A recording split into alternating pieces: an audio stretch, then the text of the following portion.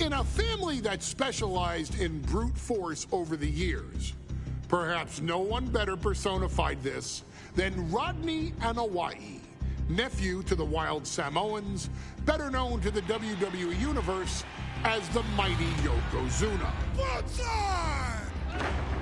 The family's first world heavyweight champion, Yokozuna arrived to WWE in the fall of 1992. An imposing behemoth, to say the least, Yokozuna would make an immediate statement, winning the 1993 Royal Rumble just a few months after his debut. This victory would grant him a WWE Championship match at WrestleMania 9, where he took on Bret the Hitman Hart. This meteoric rise to the top was only a hint of the dominance Yokozuna would have on WWE for the next year. 2 WWE championships, a WWE Tag Team Championship, victory over the era's titans like Bret Hart, Undertaker, Lex Luger, and Hulk Hogan. Yokozuna is my middle name. I'm named after my uncle. I carry it with like so much pride and weight on my shoulders just because of like what he's done for this business and like who he is as a person too. It's a cool middle name to have, man. I represent it with the pride, man, that I have. Hopefully, man, I'm making him proud by doing that. The manner in which Yokozuna melded incredible size with unspeakable agility shocked the WWE Universe, who to that point were used to their monsters hitting hard but moving slow. Yokozuna broke the mold, punishing opponents with super kicks, uranagis, leg drops, and of course, his devastating Banzai drop. A maneuver so effective that once it had connected, nobody kicked out of it. Nobody. Rodney was a very unique talent. I think the way he was able to handle all the pressure, it was kind of parallel to how he was in the ring. For someone to be so big and to be so nimble, you just don't see that very often. Rodney was one of those first solo guys, singles competitor guys that was able to go out there and really just make waves, make a big splash. I mean, pun intended, I guess. You know, that fool jumped in the pool, he'd knock out all the water, and that's the way it felt sometimes. He would go into those arenas and just suck in all the energy and be able to give it back. So when I look at Rodney, I see someone very similar to me, someone who understands the top, the very, very top of the game, the top position, and everything that goes along with it. In a career filled with so many highlight reel moments, perhaps nothing stands out more than when Yokozuna faced and defeated the so-called immortal Hulk Hogan at the first King of the Ring event in 1993. Looking to humiliate Hogan after the Hulkster stole Yokozuna's WWE Championship only 2 minutes after Yokozuna defeated Bret Hart for the title months earlier at WrestleMania 9, Yokozuna entered the ring totally focused on the task at hand. And on that night, he not only got revenge, but his victory would send Hogan packing from WWE for nearly 9 years. Hulk Hogan is finished. Many felt that Yokozuna had indeed killed Hulkamania.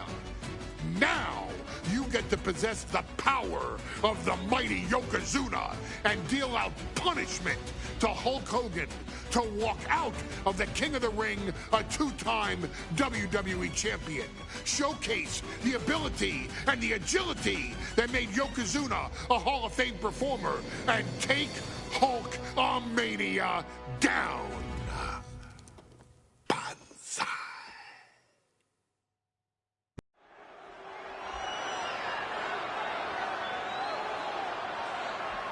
Ladies and gentlemen, this is an event of international magnitude. Photographers from around the world as they are documenting Yokozuna's every move. Coming down the aisle with Mr. Fuji is the champion from Polynesia Islands, weighing 550 pounds, Yokozuna! One thing, Corey, he's 550 pounds, bigger than he's ever been. And I understand Hulk Hogan trimmed down so he can have more speed, more endurance. But I'll tell you something, Hogan's got to take him out early. This is going to answer a lot of unanswered questions from WrestleMania 9. A lot of pressure on the president of WWE for what he did. But this is Yokozuna versus Hulk Hogan. Let the winner be the winner. One thing's for sure, Hogan will be quicker. He will be faster than he's ever been in any previous title defense. Well, this is going to be interesting because he's wrestling a fresh Yokozuna this time. Not a man who's already wrestled a 15-minute match with Bret the Hitman Hart. Well, Hogan and Yokozuna's last match lasted less than 30 seconds when Hogan won the title at WrestleMania. Well, I can tell you, this match will go much longer. Yokozuna will not be caught by surprise this time.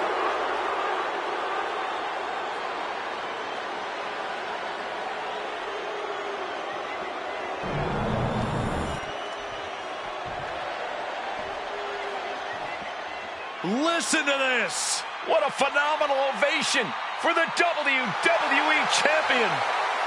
His opponent, coming down the aisle with his manager, the Mouth of the South, Jimmy Hart, from Venice Beach, California, weighing in 302 pounds, the WWE Champion, Hulk Hogan.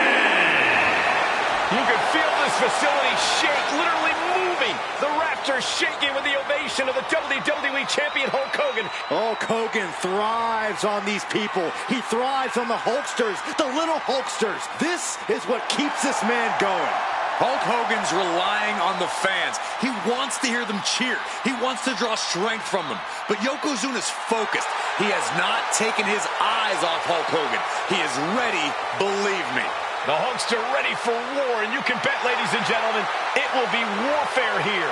Well, he's been saying for weeks that he is going to be the first man to slam Yokozuna. Oh, nobody slams Yokozuna. Well, we'll see. Hulk Hogan wanted to prove it was not a fluke that he beat Yokozuna. And now we're going to find out if it was a fluke or not.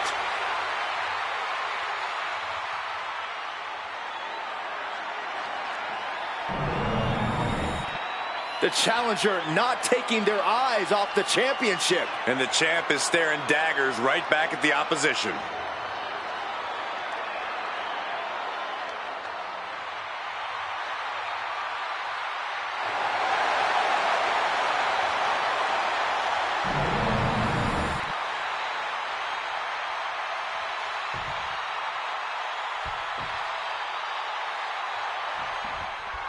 Michael Cole.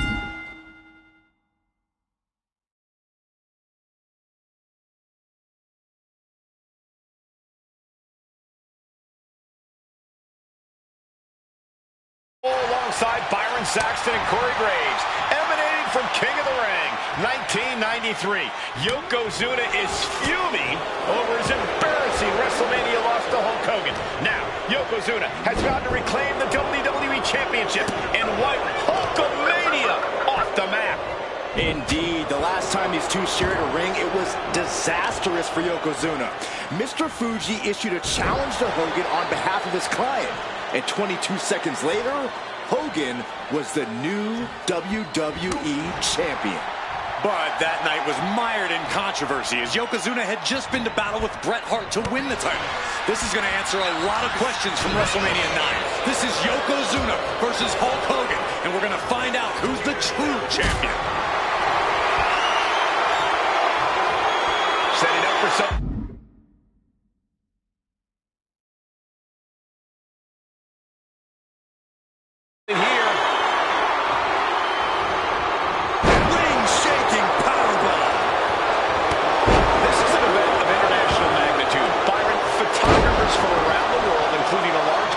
from Japan are documenting Yokozuna's every move. A lot of pressure on the former champion. There is no way Mr. Fuji and Yokozuna can return to Japan and lose face. And the Hulkster may have some self-imposed pressure. He not only wants to win, he stated that he wants to pick up the 550-pound Yokozuna and slam the Giant's carcass through the ring. We know each man's strategy coming in. Yokozuna has added 50 pounds to his frame since WrestleMania, while Hogan has actually slimmed down since he captured the WWE Championship. Indeed, we're going to see more speed, more endurance from the Hulkster. But now that Yokozuna has hit 550 pounds, oh no, bear hug. This is not good for the Hulk. He manages to get to the ropes. And that'll put an end to this submission.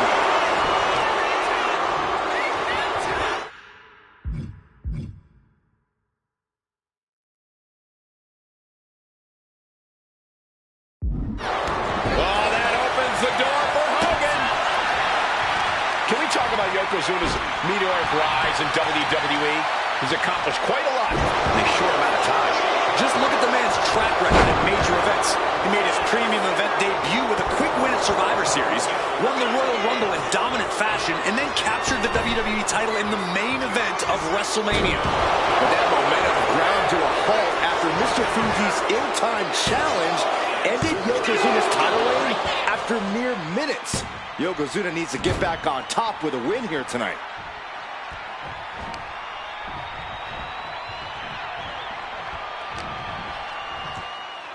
Yoko now, belly-to-belly slam. That's got to be the end of Hulkamania. Jimmy Hart trying to rally. And a kick out by Hogan with authority. Hulk Hogan's not done yet. Hulk Hogan is coming alive. Yokozuna back to his feet. Big chop to Hogan. And Hogan's starting to hulk up here. How many times have we seen this over the years? These massive strikes from Yokozuna having absolutely no effect on Hogan. Hogan fired up. Hogan's ready to go. Hogan feeding off the energy of all the Hulkamaniacs. And here comes Hulk. And Yokozuna being backed up to the ropes. Big boot. I can't believe Yokozuna's still standing. Hogan continuing to pour on the offense. A second big boot, but Yoko still on his feet. Don't let up, Hulkster. Keep swinging, keep firing away.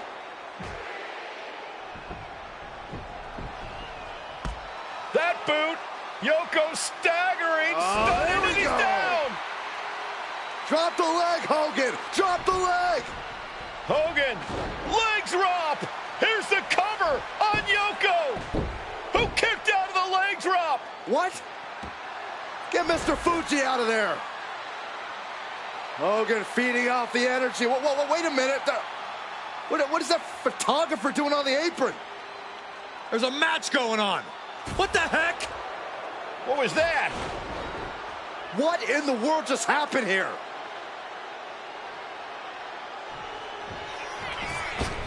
Oh, no. Yokozuna demonstrating his full power. Hogan's in trouble.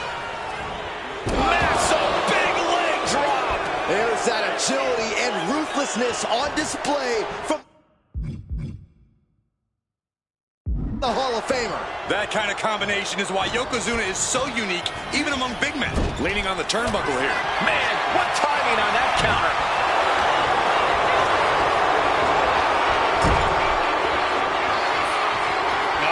Headbutt by the big man.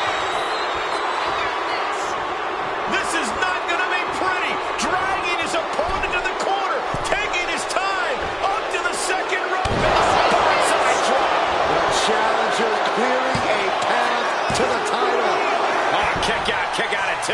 This is complete insanity. Still holding on to the title by the skin of their teeth. And absolutely no idea how that didn't work out in Yokozuna's favor. You can tell he's shocked too. And he tosses him back in now.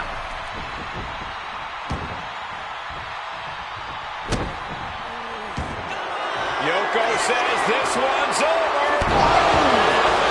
We might be moments away from crowning a new champ.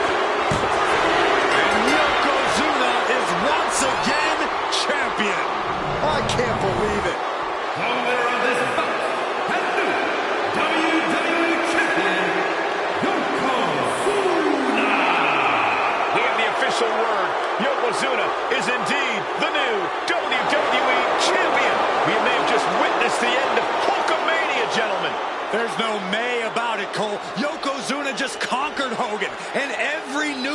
in Japan is going to be filled with pictures of our new WWE champion.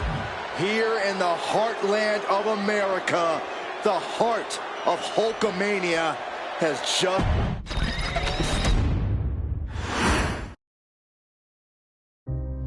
Our next chapter sees the showcase spotlight shine on an area in which the family built their legacy: tag team wrestling. Starting with the Wild Samoans, Afa and Sika, all the way through to more recent champions like the Usos or Tama Tonga and Tonga Loa. This dynasty has always excelled in tag team competition, consistently showing an ability to dominate the division with a wide variety of looks. And the first team that we will look at, accompanied to the ring by Afa himself. Fatu and Samu, the Head Shrinkers. They put the fear in people's hearts. That's what the Head Shrinkers did back in the day.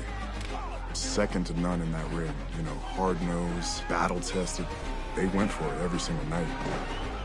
More astute fans may also know that early in their journeys, Samu and Fatu were managed by me, Paul Heyman, then known as Paul E. Dangerously. and the SST, the Samoan SWAT team. The Samoan SWAT team is here. Vengeance is mine. Already an imposing force that early on, their future greatness was obvious to so many industry experts.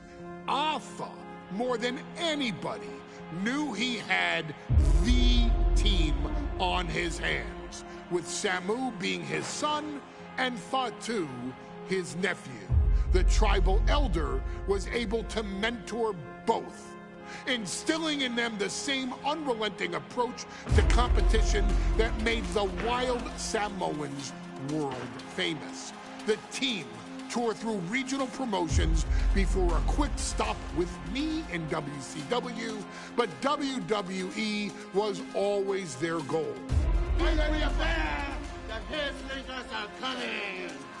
Upon arrival, it was clear that the dynasty's next generation had indeed arrived, immediately drawing comparisons to their world-renowned predecessors. 10 years before it became cool to say, Samu and Fatu displayed ruthless aggression in the ring, overwhelming opponents before the bell and continuing the non-stop attack until their hands were raised in victory. Deceptively agile for men of their size, they brutalized the opposition with devastating dives from the top rope. The duo would eventually go on to capture the WWE Tag Team Championships in the spring of 1994, fulfilling the promise and carrying the legacy to even greater heights. At WrestleMania 9, the Head Shrinkers' one and only in-ring WrestleMania appearance saw them taking on Rick and Scott, the Steiner brothers. Be prepared, Steiner brothers. We're gonna give you a pain that you have never felt before. While I'm not one to make excuses, I am one to give opportunities to you, our expert gaming member of the WWE Universe. And so, today, you have the opportunity to make things right. WrestleMania 9, Las Vegas, Nevada. The Steiners performed at a near-perfect level that day, able to find every reversal and in the chaos emerge victorious. We are asking you to fix that, stop them in their tracks, and get the Head Shrinkers that WrestleMania victory you and I both know they deserve. But if you're not careful, you're going to find yourself reliving the very same memories that have haunted Samu and Fatu for years. Steiner lines, suplexes, Frankensteiners that will all bring your evening to a vicious, miserable end.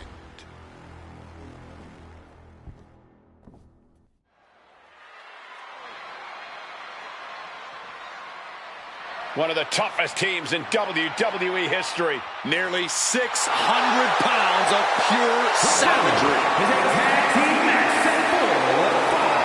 On the way to the ring, accompanied by Alpha at a combined weight of 565 pounds. Samu and Fatu, the Head Shrinkers. Fair warning, this one may not be too pretty, guys. You talk about rugged individuals. These are two tag teams that can really bring the fight to anyone that steps in their path. Yeah, there's about to be a seismic collision in the ring.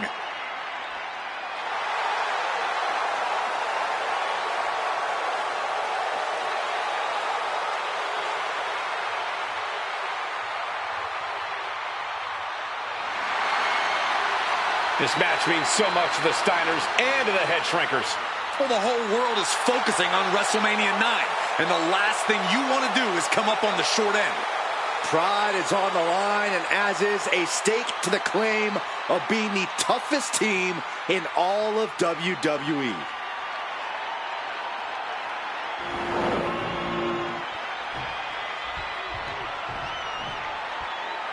The Steiner brothers getting a tremendous ovation here in their first WrestleMania. And we'll see if they can carry on Michigan's winning ways. And their opponents, at a combined weight of 531 pounds, Rick and Scott, the Steiner Brothers. The Steiner brothers are one of the most promising tag teams we've ever seen in WWE.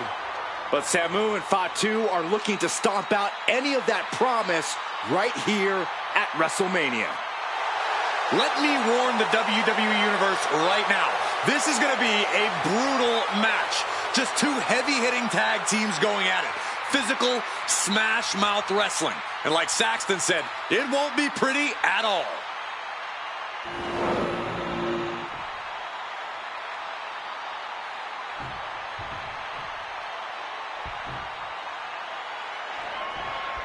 WrestleMania 9 rolling on with a potential show-stealing match, guys. Two very hungry tag teams facing off. Indeed, Michael, the Head Shrinkers and Steiner brothers are both new to the tag division in WWE, but both teams are off to an amazing start so far. You have to imagine whichever team wins this high-profile fight becomes an instant top contender for the Tag Team Championship. And with two teams this physical on such a big stage, it is indeed going to be a fight. Vicious headbutt. WrestleMania 9 shaping up to be a big night in the tag division, guys. Indeed it is, Michael. Two great young teams competing now. And later tonight, none other than Hulk Hogan will lead the Mega Maniacs against Money Inc. for the tag team titles. Odds makers in Nevada have the smart money on Hulk Hogan leaving Vegas with the gold tonight.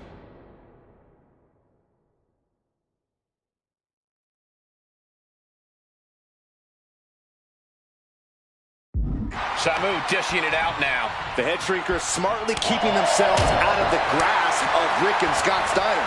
There is a method to the madness of the Head Shrinkers. There may be an abundance of togas in the arena today, but you're not going to see a lot of Greco-Roman wrestling out of the Head Shrinkers. They're just looking to hurt the Steiners. And that actually may help Samu and Fatu here. The Steiner brothers have earned most of their wins by utilizing their amateur wrestling.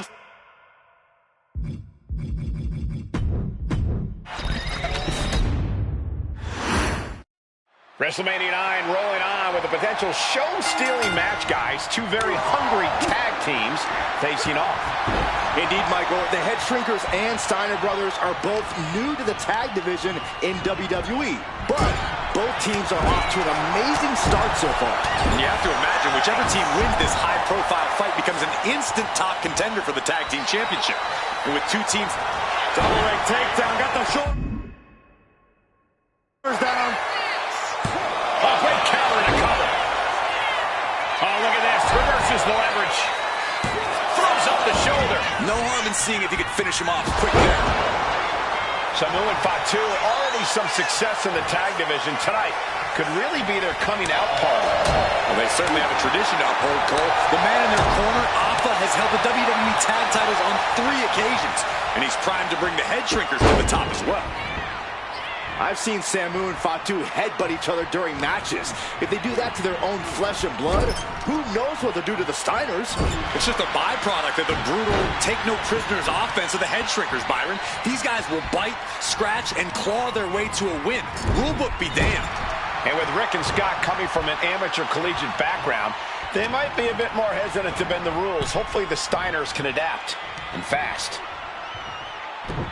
Oh, crashing back into the ring. WrestleMania 9 shaping up to be a big night in the tag division, guys. Indeed it is, Michael. 2 great young teams competing now. And later tonight, none other than Hulk Hogan will lead the Mega Maniacs against Money Inc.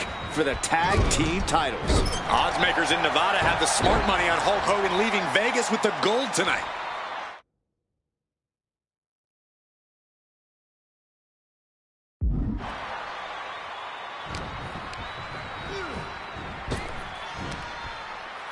Slam. Samu is really displaying aggression. Seeing some high-impact offense from Samu and Fatu thus far. I'm not sure the Head Shrinkers are even going for the victory. They just want to destroy the Steiners. Put into the corner. What could be next?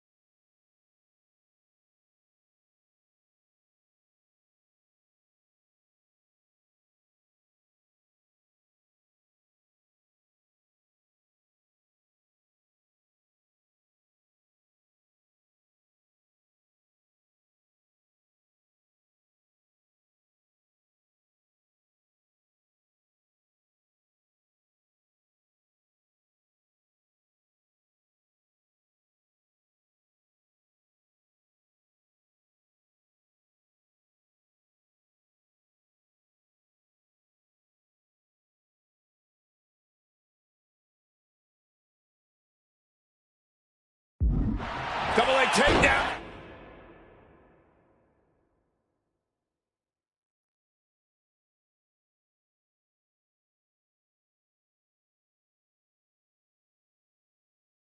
Gonna stack that up here. Look at pin. Turns it around and has the pin. Turns the tables. Shoulders down. Kick out at one. He is going to take this match as long and as far as he needs to. And we are really seeing the amazing skill sets of all 4 men in this tag team showcase. We already knew about the brawling of the Head Shrinkers and the grappling of the Steiners, but men as big as these 4 behemoths should not be able to fly around the ring like they have thus far. It is made for an extremely tough act to follow, guys. A steady stream of moves taken out.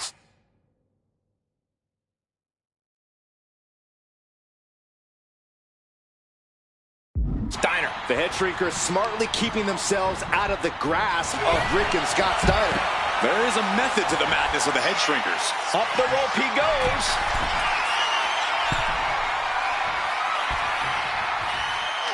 One step ahead there. Watch out. Tag made. Here we go.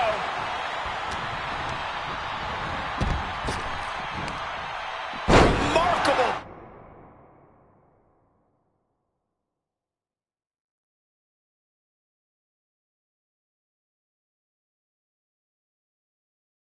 Power being shown here.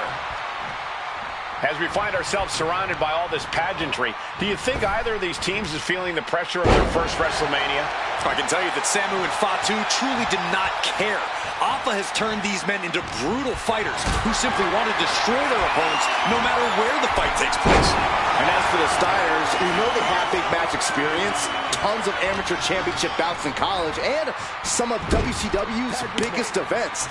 But even those can't hold a candle to the spectacle of WrestleMania. And into the corner he goes. Oh, and Scott fights back. And that might be the start of the momentum swing he needed. Yeah, Steiner's survival instincts are taking over. That didn't go as Fatu designed.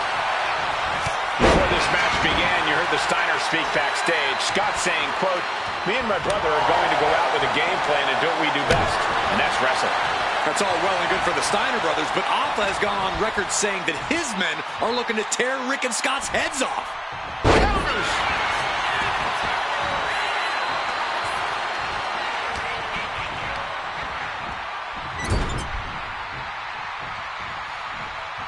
Boom! Kick to the face for your troubles. Tackles ruthless.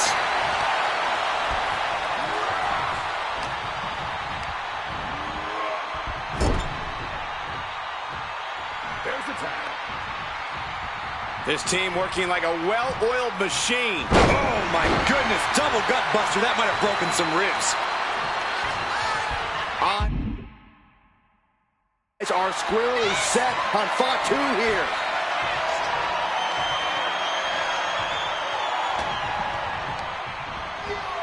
Propped up in the corner. What a shot!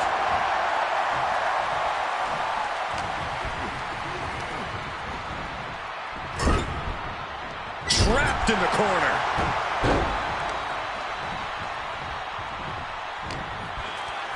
And there goes Steiner sent outside the ring. Fatu like a one-man wrecking machine right now, cleaning house. Oh, look at this, the power by Scott Steiner. But the tag was made and Scott not aware. Big kick. Scott Steiner did not see the blind tag made by Samu. Oh, this is not looking good for Steiner. And this is what the head shrinkers do. Top-tier tag team wrestling. Steiner didn't see the tag, decided to hot dog around, and got a foot in the face for it. Going right into the pin attempt. Kicks out after one. Oh, the punishment he's taken, and yet he's still in this match? Forearm club.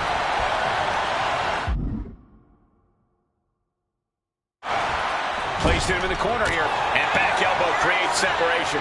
Oh, my!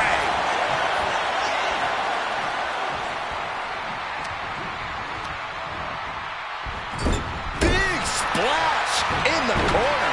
That clearly rocked Scott a bit. Yeah, Sim. From the top. Diving headbutt. Ah, there's a headbutt.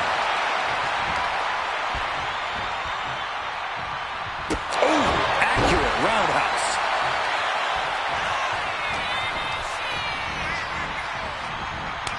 Turns it around. Sole of the foot meets the stomach.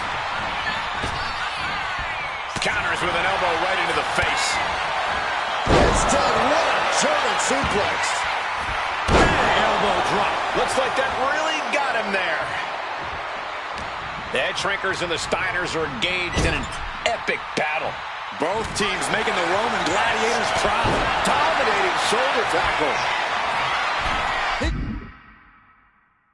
Got it. Tag made.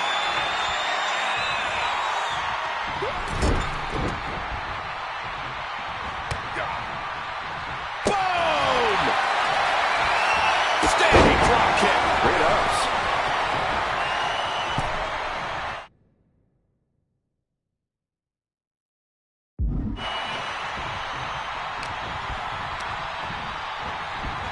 In the corner, has to find a way out of there.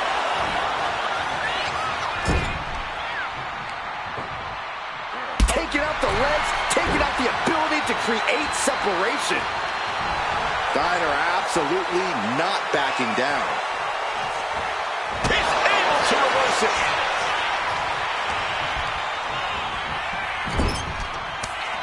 Here's the tag. Tandem offense on the horizon here. They have their opponent driven down face first. And the head shrinkers just might have it. He covers. Is this it? Could be. And the head shrinkers get the win. Here are your winners, Samu and Fatu, the Head Shrinkers. And what a huge win for the Head Shrinkers tonight.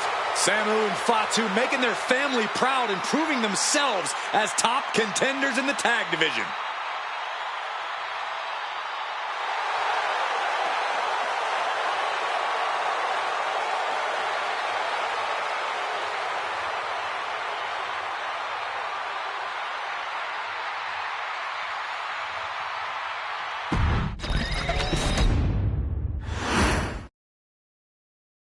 Hey, let's put this in the simplest of all terms. Dwayne "The Rock" Johnson is the biggest celebrity on the face of the planet today. Now, whether he's a blue chipper, the people's champion, or as we know him right now, the final boss, The Rock has always commanded all of the attention in the arena since the very first moment he made his WWE debut at the 1996 Survivor Series. Born into this business, The Rock would become WWE's first ever third-generation superstar, following in the footsteps of his father and grandfather.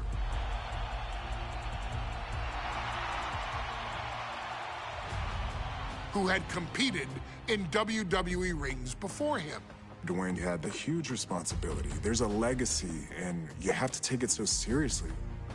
Even with incredibly high expectations, the Great One surpassed them all, along with the usual achievements if your name is The Rock: 2 Intercontinental Championships, 5 Tag Team Championships, 8 WWE Heavyweight Championships, a Royal Rumble victory, not even to forget the fact that The Rock once led an entire nation.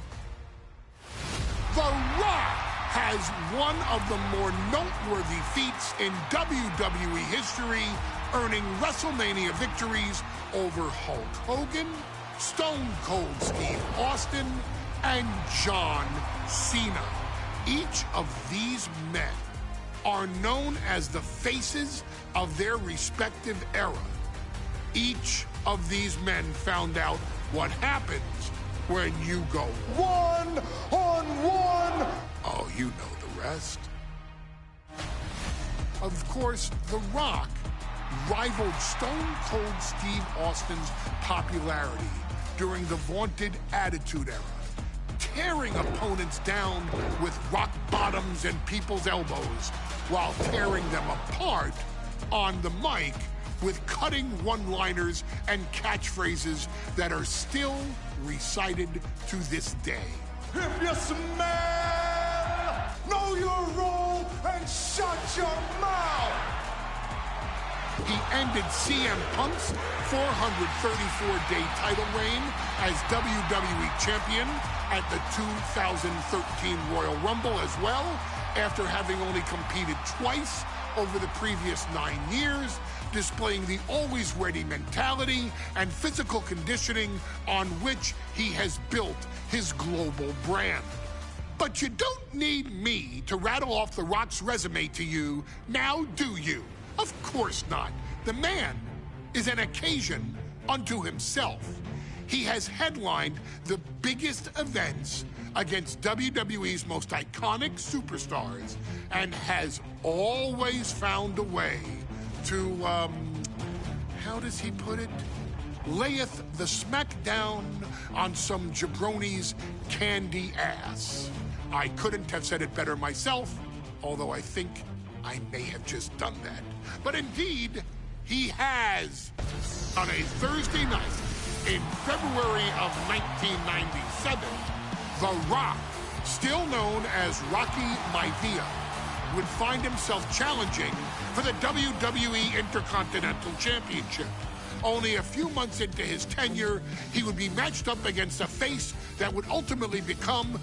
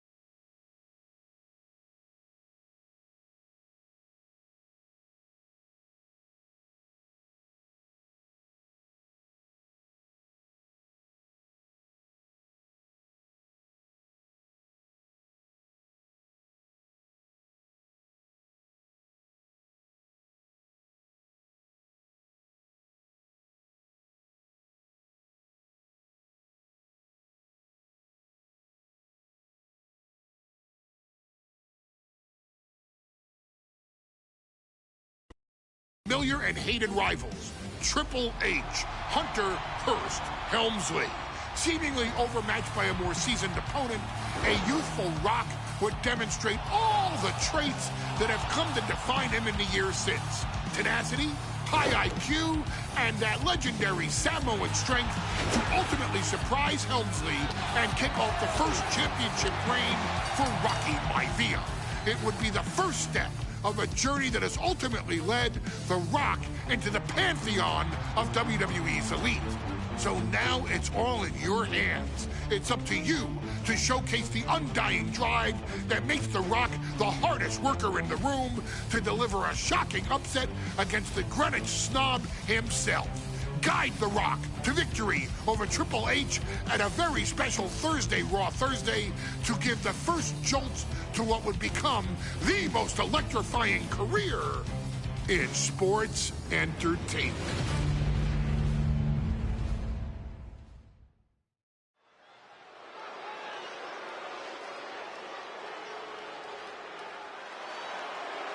And here comes the #1 contender, at least for tonight, Rocky Maivia.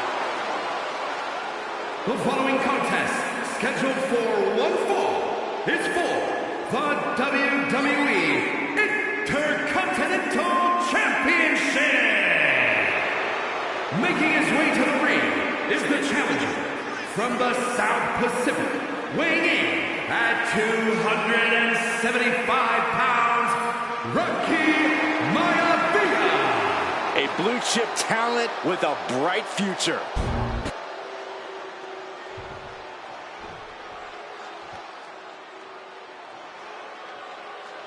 On his way to defend the Intercontinental Championship, Hunter Hearst Helmsley. His opponent from Greenwich, Connecticut, weighing in at 246 pounds, the WWE Intercontinental Champion, Hunter Hearst Helmsley. Helmsley is scheduled to face another challenger at an upcoming show this Sunday. And he's taking the risk, stepping in here against the newcomer, Rocky Maivia. Well, you can consider it risky, you can consider it overconfident, but any way you look at it, it's a dangerous move by Helmsley to take on an athlete who has been on a real roll. Rocky Maivia has been successful thus far in WWE, and Rocky is focused. Rocky is only thinking about tonight. Saxton, just curious, have you ever exercised your right to remain silent? I am tired of all this talk about Rocky Maivia. Yeah, he's been on a roll, but it could all come to a screeching halt tonight at the hands of Hunter Hearst Helmsley.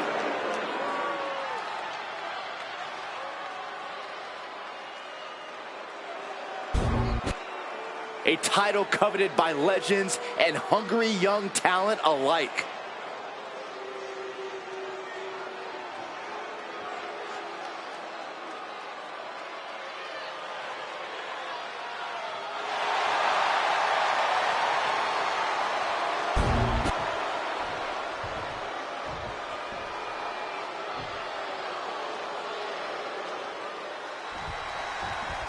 The Intercontinental title hangs in the balance. Tonight, we got to cover, guys, for the championship. And fends off the pinfall. Looking for a speedy pinfall.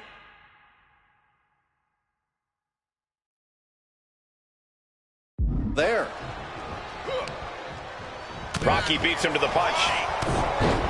Before this match, I was talking to Helmsley, and he said he can beat the snot out of this Maivia kid. The sleeper is in trouble here.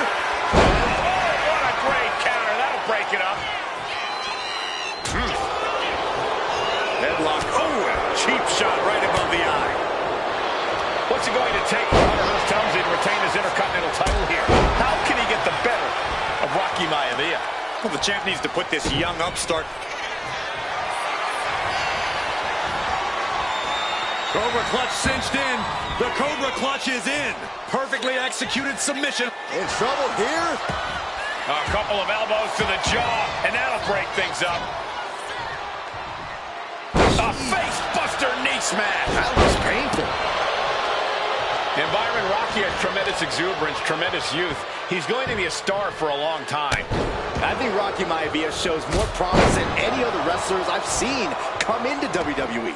You talk about second-generation wrestlers, but with Rocky, you're talking about 3 generations. This guy is going to be phenomenal.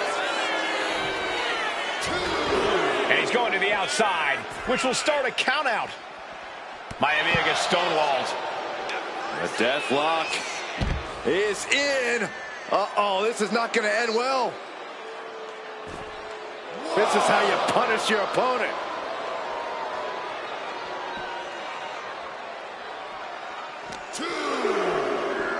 Oh, God, drilled right into the post.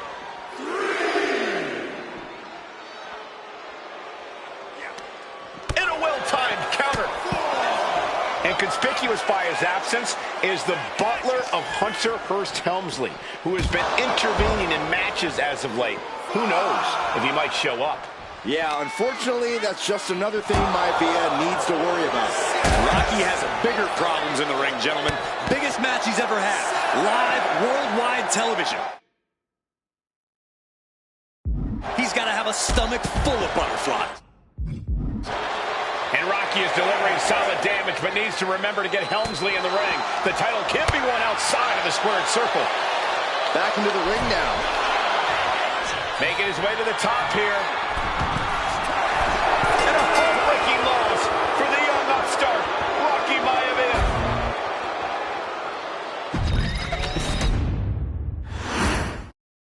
The Intercontinental title hangs in the balance. Tonight in a match between our refined champion, Hunter Hearst Helmsley, and the young challenger, Rocky Maivia. Rocky Maivia has a lot to prove here. The 3rd-generation up-and-comer would love nothing more than to grab his first championship tonight and send a message to the WWE that Rocky Maivia has arrived. But Hunter Hearst Helmsley will do everything in his considerable power to stop that from happening. And as far as Helmsley is concerned, Maivia is barely even... Uh-oh, the Cobra clutch is applied. The Cobra clutch submission is in. Oh, the elbows trying to free himself, and he escapes. Before this match, I was talking to Helmsley, and he said he can beat the snot out of this Maivia kid in less than 10 minutes. In fact, he was showing me on his watch. Did you know he has a timepiece that costs $20,000? Confident words from Hunter Hearst Helmsley. Not sure how relevant his timepiece is to this match, though, Corey. It isn't relevant. I just wanted to share an example of how far ahead in the game of life Helmsley is. Oh, brother. What's it going to take for Hunter Hearst Helmsley to retain his Intercontinental title here? How can he get the better of Rocky Maivia? Well, the champ needs to put this young upstart Maivia in his place with unrelenting offense. No time for graceful bows and upper-class taunting. Just beat Rocky down. Taking things to the outside, but got to make sure to heed the officials' count. What a reversal by Hunter. And conspicuous by his absence is the butler of Hunter Hearst Helmsley, who has been intervening in matches as of late. Who knows if he might show up. Yeah, unfortunately, that's just another thing Maivia needs to worry about. Rocky has bigger problems in the ring, gentlemen. Biggest match he's ever had. Live, worldwide television. He's got to have a stomach full of butterflies. Oh, look at this aggression, just pure brutality.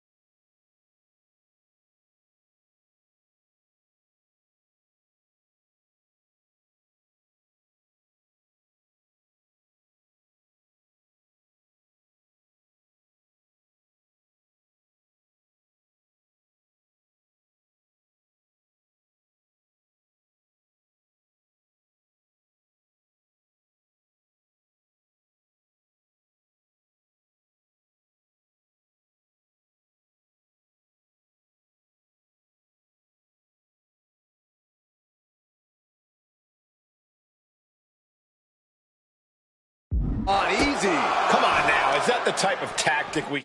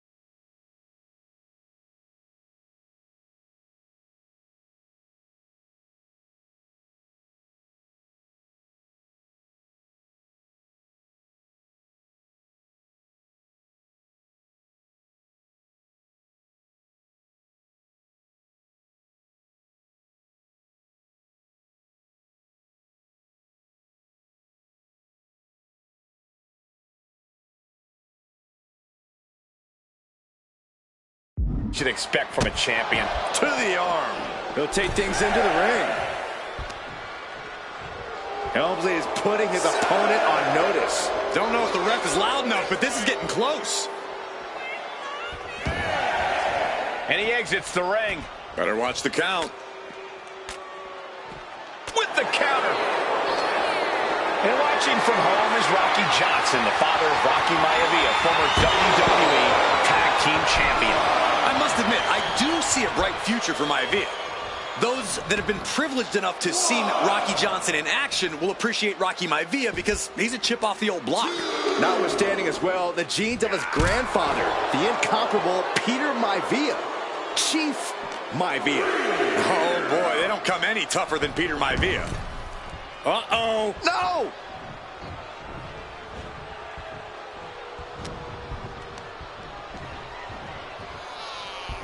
All the way up for a suplex. No, no, no, no. Wiggles free. From behind. Chop block. Over the top and lands awkwardly outside. And Rocky is delivering solid damage, but needs to remember to get help.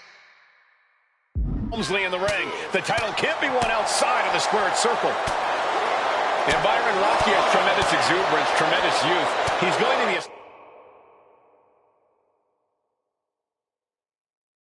star for a long time. I think Rocky Maivia showed.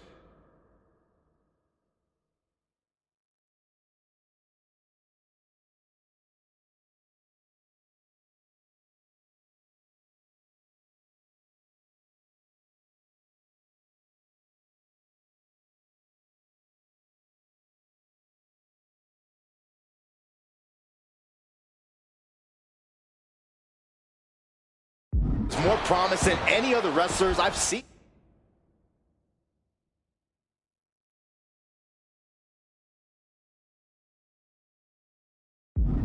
Come into WWE.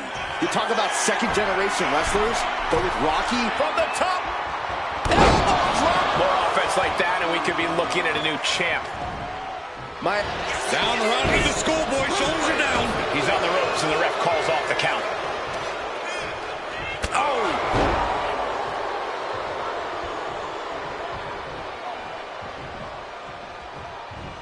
Oh, counters right back on Hunter.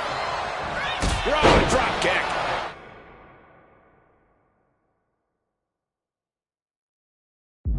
And give credit where it's due. Rocky Maivia is leaving nothing in the ring in pursuit of the inner. Hunter whipped into the corner. Nobody home. Rocky hit hard. And now Hunter looks to take over this match.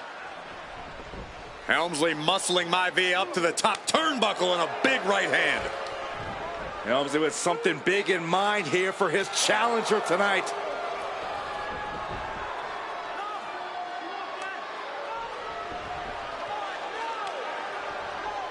Well, this is just blatant disrespect from the arrogant champion. Almost daring Rocky, hey, you really want my title? You really think you're going to be Intercontinental Champion? Up to the top. Hooking Rocky into a superplex. This could be it. Can Hunter capitalize? This could be it. Hook of the leg and a cover, and Rocky stays in it, getting his shoulder up. Still not enough to put out the flame of Rocky Maivia. Hunter has to be asking himself, what else do I have in my arsenal? And I think we may get our answer, gentlemen. Yeah, it's just a matter of time, I believe, before this one's over. Hunter hooking Rocky, taking his time, looking to put him away. Maivia just collapsed. This just shows you how much damage Hunter Hearst Helmsley has inflicted on the challenger in this matchup. I think Maivia's done. Official might want to step in, call this one. The official checking on Rocky. Hunter Hearst Helmsley believes this is close to being over. Lifting him back up again. Rocky rolls through. Shoulders down. Rocky wins the title.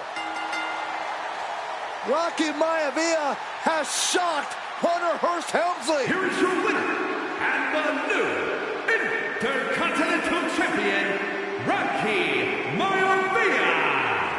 We have a new Intercontinental Champion.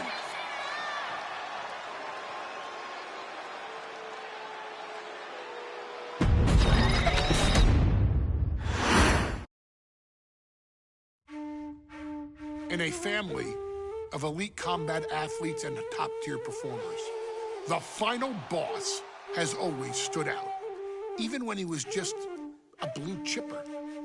But there wouldn't be a final boss. There wouldn't even be a bloodline if it wasn't for The Rock's grandfather, the High Chief Peter Maivia. You can think of him as the first boss. Predecessor to the tribal chief. He is one of, if not the foundation for our family. The Anoa'i Fatu Maivia wrestling dynasty. I don't think there's anybody more responsible for what's going on now than the High Chief himself. Peter Maivia isn't simply one of the two principals behind the Sacred Blood Bond. He's also an incredibly decorated professional wrestler who traveled the world and won titles everywhere he went. New Zealand, Japan, Europe, and here in the United States, where he enjoyed especially successful runs in Hawaii and California. Maivia would eventually find his way to WWE, engaging in legendary battles with the likes of superstar Billy Graham. His larger-than-life personality would win the WWE Universe over in short order, as it had throughout his entire career. In the ring, High Chief Peter Maivia was a potent blend of brawn and grappling technique, often muscling his opponents down to the mat through a variety of joint locks and then switching to more painful holds once grounded.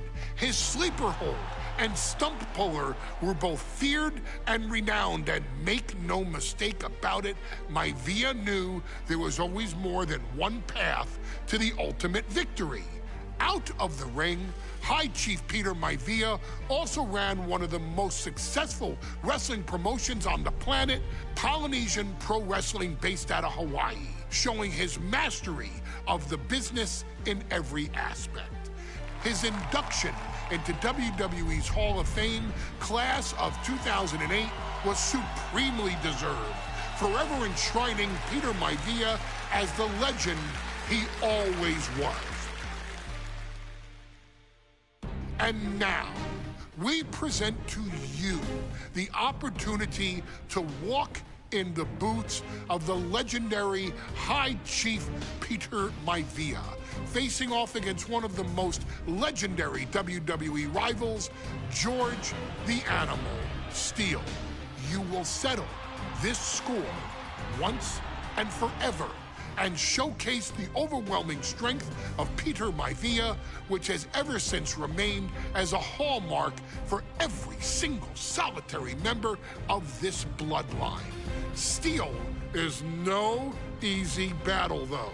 He thrives in the chaos, one of pro wrestling's true madmen. He'll even try to eat part of the ring if he thinks it'll help him break you down.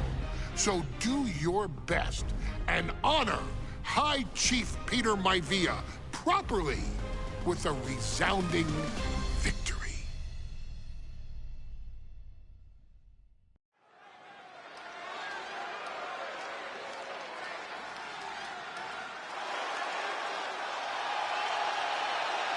Uh-oh, somebody called the local zoo. The following contest is scheduled for one fall and is a steel cage match.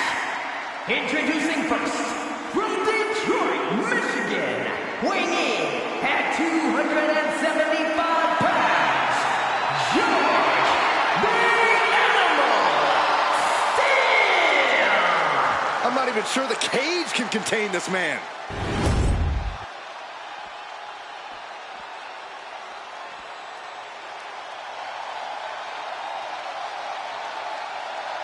And strolling down the aisle, the opponent of George Steele, Peter Maivia. Always a chaotic matchup.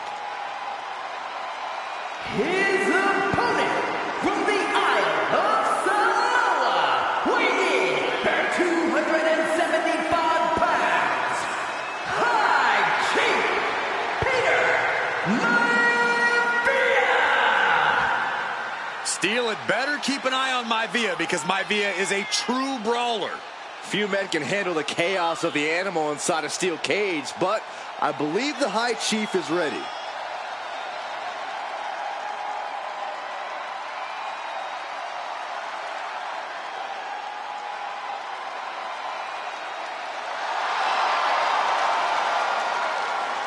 Maivia carrying such pride into the ring. Very stark contrast to Steele.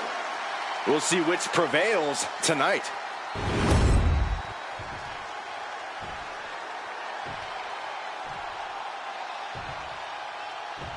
Steel cage match underway. Peter Maivia versus George the Animal Steele. Most of the matches between Peter Maivia and George Steele have ended inconclusively, but this time we'll have a winner.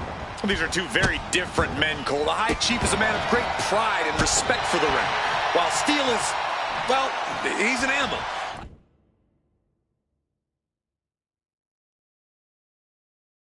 I can't think of two opponents with more opposing styles.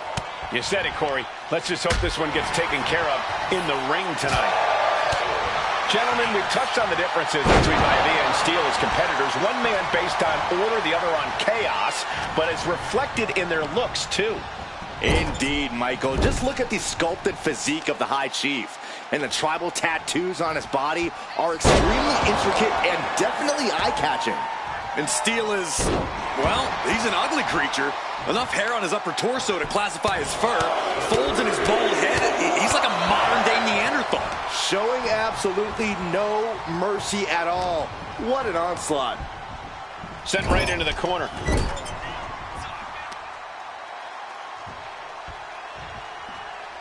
choke slam. When a man like Peter Maivia signs up for a match with the Animal, he doesn't know what to expect, just to expect anything in the world. Peter Maivia knows full well that he's in for some unusual treatment tonight. In fact, Steele often has trouble finding opponents due to his erratic nature. But when it comes to competition, the High Chief wants to prove he's worthy of that name. Peter Maivia will take on any competitor, no matter the difficulty. Maivia overwhelming his opponent here. Yeah, and Maivia has really figured the Animal out here. Uh-oh. Mistake made by Steele. Jarring European uppercut. We've seen this.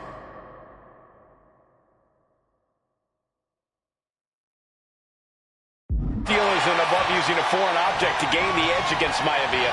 So he's got to have the advantage in a match where they're surrounded by one huge weapon, right? Well, you'd think that, Cole, but think about how these men prepared for this match. The High Chief is a consummate professional who's game planned for this stipulation. And Steele, well, I think he just shows up to the arena and asks who he's fighting. Textbook scoop slam. Nicely done. Oh, God. Maivia just dominated. It looks like he could get it done here.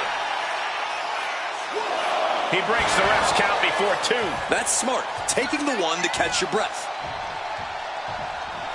Maivia with a plan in mind. Backbreaker. Maivia can taste it now. Oh, my God. Did you see that? Kick out at 1. How the hell do you kick out of that? I have no words. Not even a 2 count? Hey, it might be time for a change of strategy. His best move didn't get the job done.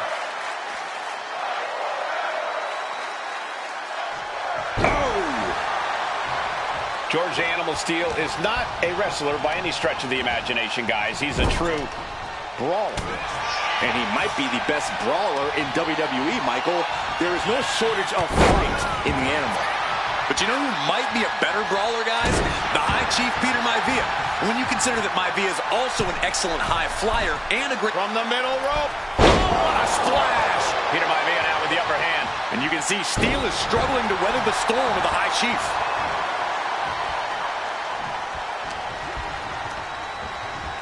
And into the turnbuckle he goes. Put on the top rope. Something big's coming. All the way up top. Drag. Down to Odin. And a double axe handle smash. Some folks call Peter Maivia the Flying Hawaiian. And the reasons are obvious for that moniker. But guys, how has he earned the other nickname of the High Chief? Well, Cole, Peter Maivia is... Oh, come on. Did he really need to stop the pin like this? Sent into the ropes and a sharp elbow to the back.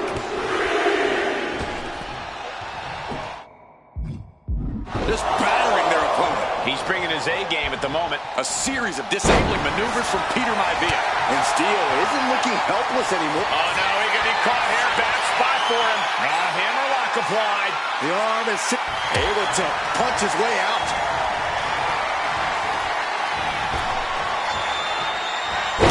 He finds a counter. George the Animal Steele might be a bit of an underdog here. In fact, he lost a match by countout to the High Chief. In Steele's defense, I'm not sure he knows how to count exactly or how to read a rule book. So he's got to be happy to be in this cage. Well, Maivia is called the High Chief in part because of his commanding presence in the ring. He's more than ready for what the Animal will throw at him, even inside a cage. Off their opponent. Peter Maivia is looking unstoppable now. Can Steele recover from this adversity? Oh, an eye rake. That's not right, but effective. Scoop slam.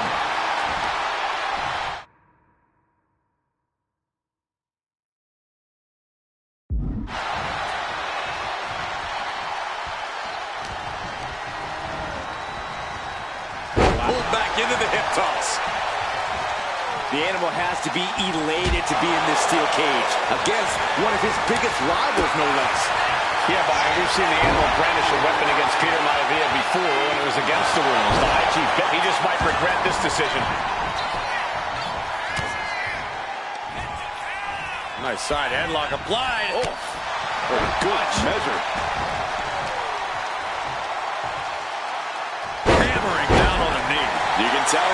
end this here.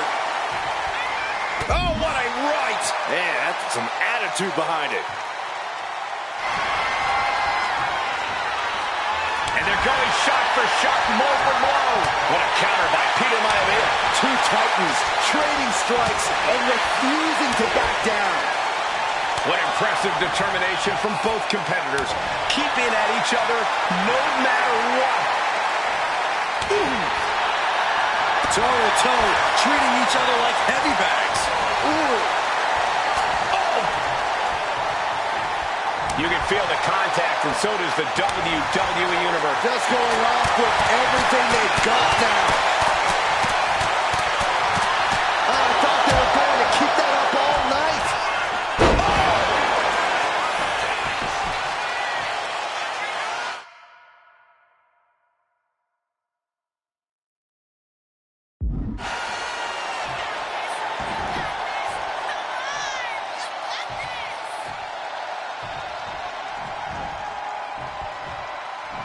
He's going back to the well. What a backbreaker.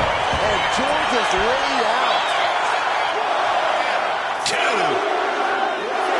And the High Chief defeats the Animal. Here is your winner, High Chief Peter Maivia. Anytime these two have faced off, it's been eye for an eye. But the steel cage has finally delivered a decisive victory for the High Chief, Peter Maivia. George Steele is one tough animal, but the way Maivia faced him in the cage tonight just reinforced what everyone already knew, that the High Chief is one tough.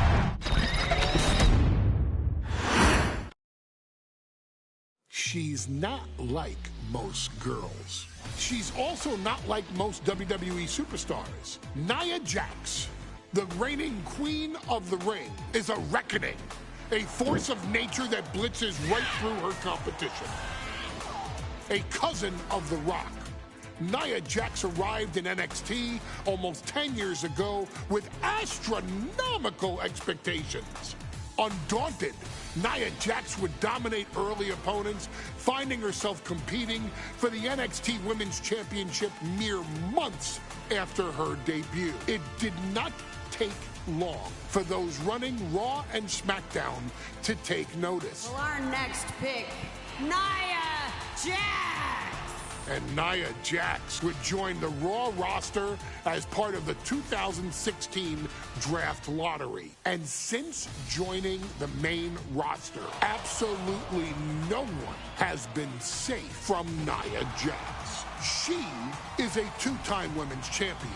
She is a two-time women's tag team champion. She competed in the men's Royal Rumble match in 2019, even getting an elimination while in the ring. Nia Jax looking to eliminate. She does. She's battled standouts like Charlotte, Bayley, and Becky Lynch.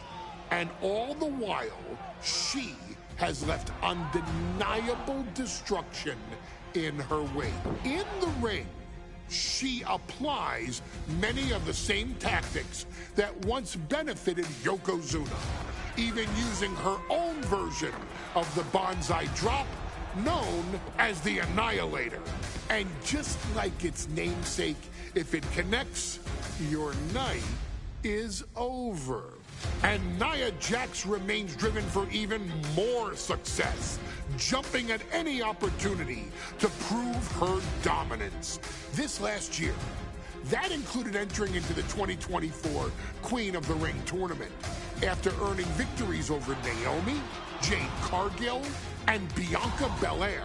Nia Jax would fight her way into the finals, taking on former NXT Women's Champion Lyra Valkyria. Valkyria built a lot of momentum, defeating Dakota Kai, Zoe Stark, and Io Sky to punch her ticket into the final at the Queen and King of the Ring.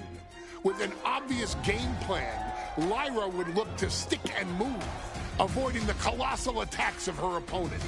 Unfortunately, as often happens when competing against Nia Jax, Lyra made one miscalculation, and that error in judgment provided Nia Jax with the opening she needed to annihilate her competition. This is your opportunity to crown the first queen in Bloodline history. Make Lyra suffer. Make her regret ever entering your ring. Showcase the otherworldly power that forces an entire roster to cower in your presence. Because when you're an irresistible force like Nia Jax, resistance is futile.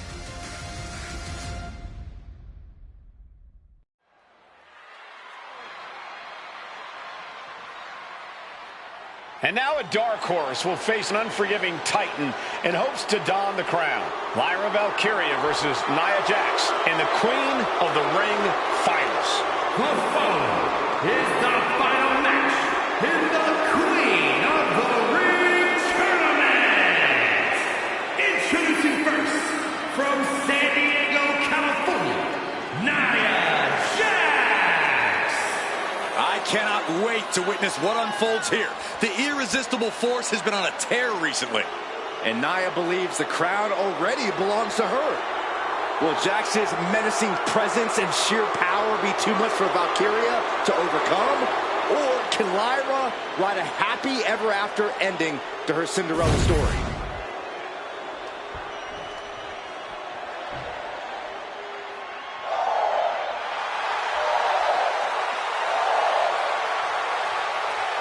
Lyra Valkyria fancies herself a Morrigan, which is an Irish goddess of war. As they were on the battlefield, they used to take the shape of ravens to fly around and decide who would live and who would die. That is what Lyra Valkyria is bringing to the ring here tonight.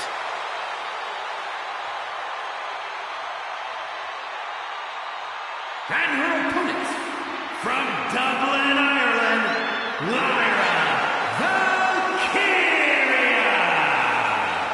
Lyra Valkyria may have read a little too much fantasy in her day, and now is reality. Lyra Valkyria is about to go toe-to-toe with a real-life, fire-breathing dragon in the form of Nia Jax. Nia Jax, who's in the best physical condition of her career, tonight will make someone. Will it be Lyra? Will it be Nia? We'll find out in a matter of moments. And guys, you win the crown. Guess what waits for you in August? A date with the champion of your respective brand at SummerSlam.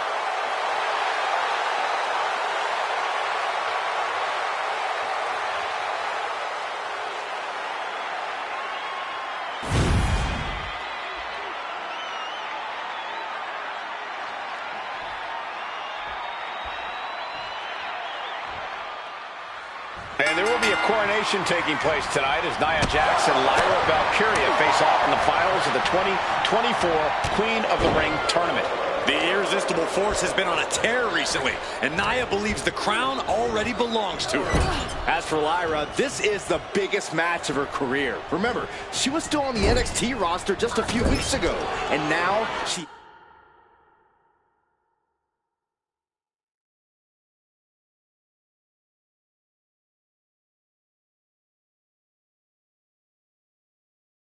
has a chance to make history. Neither Nia nor Lyra looking to back down in this match, both knowing all that's at stake here. Wow, Nia Jax throws a hard punch, lining her up perfectly. I would fear what's coming next. And Nia now misses wildly. Lyra goes up over the top. Nia's got it caught, though. Lyra trying to rely on her technique to bring down the irresistible force, but having no luck at the moment.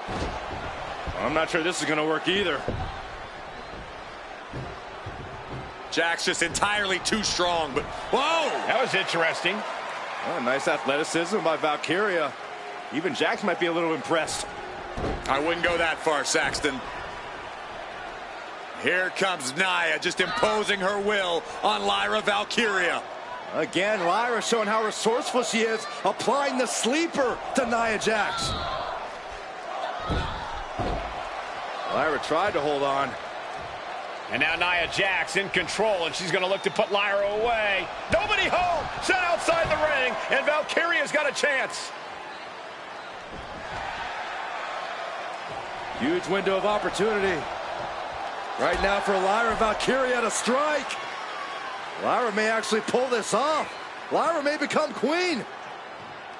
Lyra has the advantage.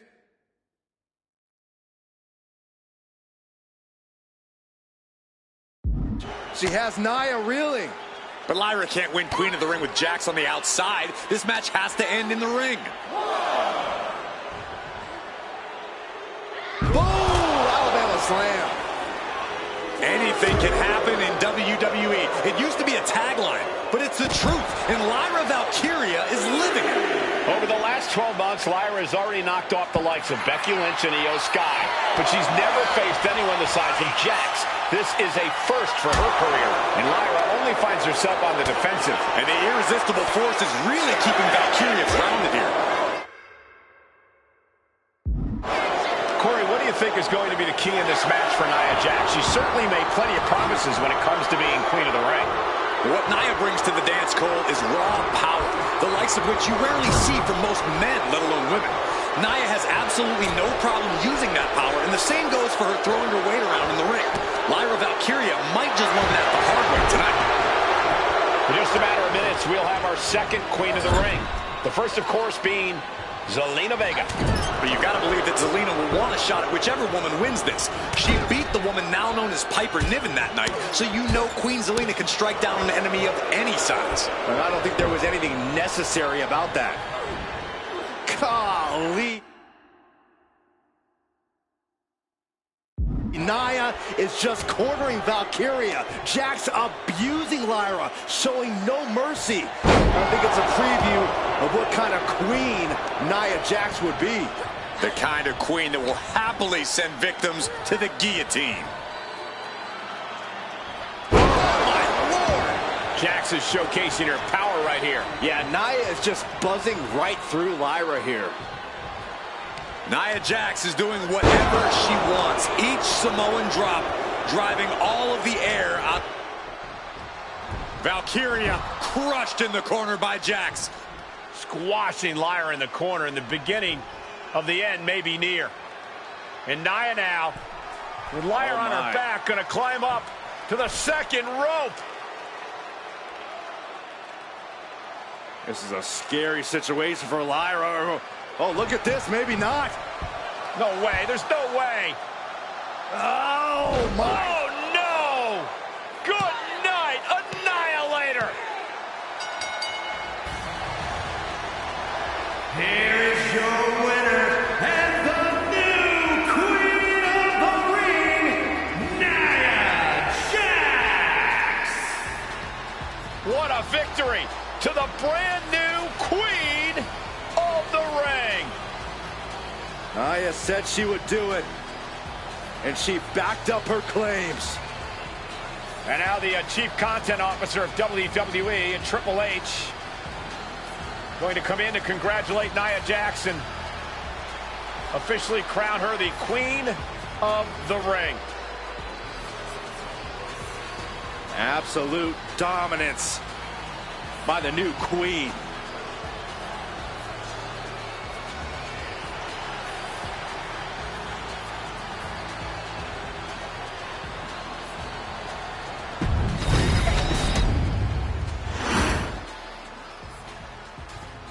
I'm sure you will agree with your wise man. Many WWE superstars say they will do whatever it takes in order to achieve success. Quite often, it's a bunch of BS. But if you're lucky, you may run into someone who is willing to look out for the group. Someone willing to make sacrifices.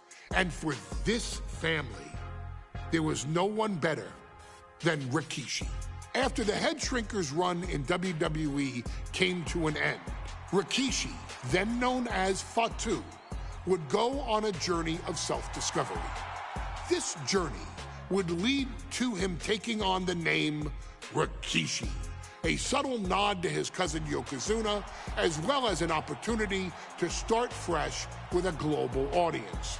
Well, my dad, when he became the Rikishi character, when you think about Samoan wrestlers, right, or mean, or aggressive, he made it like his own flavor, right? You know, he had the blonde hair, still carried the aggressiveness, but I think he just wanted to add like a little flavor to it. But it became even more popular to our culture. Rikishi blitzed WWE from the jump, devastating opponents with new tricks and winning people over with his fat-ass dance moves. That Rikishi is fat, all right. P-H-A-T.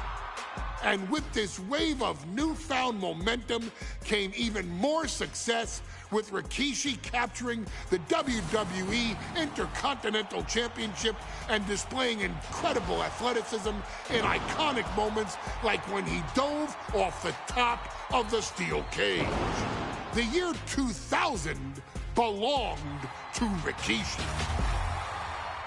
But little did anyone know, Rikishi held a dark secret regarding a decision he'd made not for his own benefit, but for the benefit of the family.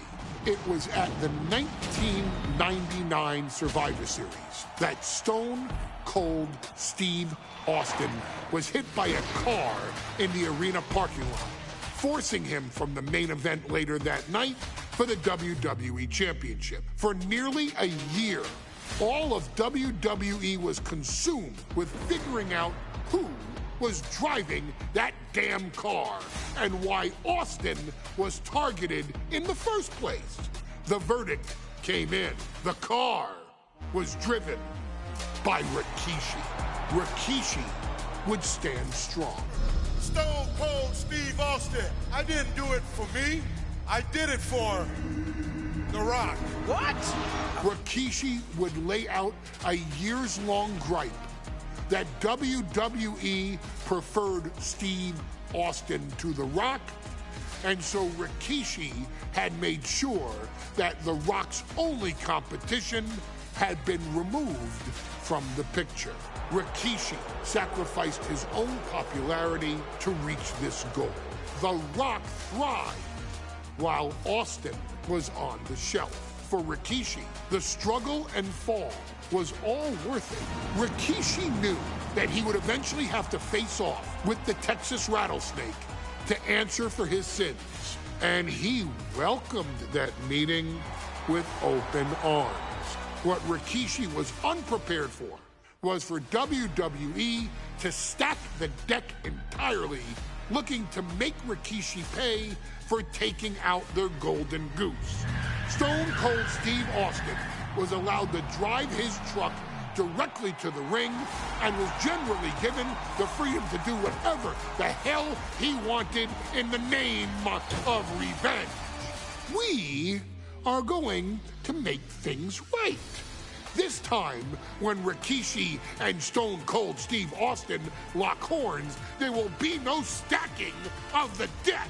Someone willing to give of himself so that his family, this family, can succeed, deserves better. So get in there and showcase the never say die spirit that has led this family to victory time and time and time and time and time and time again. Use whatever weapon you can get your hands on and prove to Stone Cold Steve Austin that you will do anything for the people.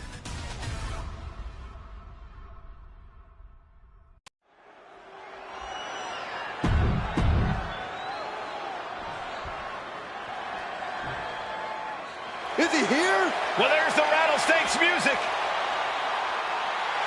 He's here. Austin's here.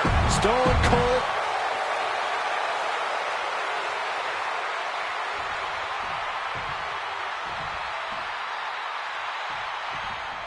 We now know this.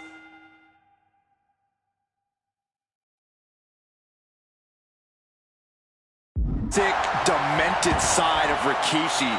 Rikishi almost cost Austin his life and said he's here tonight to finish the job. Listen, Rikishi has seen members of his family be skipped over while other superstars skyrocketed to unimaginable heights. Rikishi feels it's The Rock's time, not Austin's. It's been a month of stunning revelations, all leading to the in-ring return of Stone Cold. And looking at my monitor, it just makes me sick to my stomach watching Rikishi. This is a man who has no remorse and feels justified for running Austin down like a dog. Look, to be devil's advocate, you've got to look at Rikishi's perspective. He's proud of his Samoan lineage and saw an opportunity to give his people a leg up in the Shark Tank that is WWE. Oh, are you serious, Corey? Rikishi ran over another human being. We are fortunate that it only put Austin on the show for 10 months instead of his whole life. It's sick that you would even condone what Rikishi did. Don't twist my words, Saxton. I'm not saying I condone Rikishi's actions. I'm just saying I understand them. Will he get on with it already? This is a fight. He wants this fight on the outside. Boom! Running STO plants him. Nicely done. And though The Rock wants nothing to do with this altercation, we have to mention the sadness Rikishi has brought to him. Rock might be innocent in this whole ordeal, but I feel that somewhere inside his soul, The Rock is happy with what Rikishi's done. The Rock is proud to have Rikishi in his family. No, Corey, what kind of lies are you trying to spread? We've heard Rock say Rikishi deserves what Austin is going to bring him. There's no family pride in that statement. I'm just saying that blood is thicker than water, and it's been an easier ride for Rock without Austin in the picture, and that's thanks to Rikishi. Sounds more like Rikishi is trying to take credit for all the Rock's success. Corey, this situation is so far beyond rational thinking. It's so personal. What does Stone Cold have to do in this one to leave here victorious against Rikishi? I don't know if you can tell someone who almost lost their life at the hands of their opponent to think rationally. Austin has rage, and win or lose, he's going to unleash it all on Rikishi. You talk so much about motives leading into this match. In my view, Rikishi's a delusion. His family have been given equal opportunities, and they all took full advantage of them. Yeah, my blood boils at the propaganda Rikishi's been selling. But I'll tell you about the most legitimate motive in this story, and that is payback for Stone Cold. Austin nearly had his life taken from him, and there is no greater reason to stomp the tar out of somebody than that. Sliding back into the ring.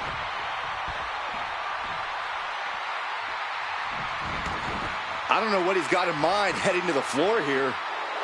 And Rikishi channeling his energy here. Rikishi is picking the competition apart. Rikishi with an onslaught here against Austin. Dare I say, Stone Cold could be in trouble.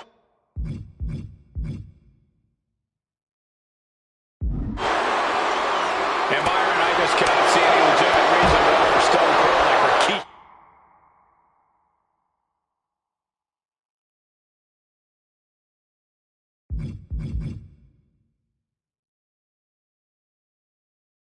He did last Survivor Series. I mean, Austin does ruffle the feathers of a lot of people, Michael, but I don't think any of his rivals will go to the disgusting lengths that Rikishi's gone to.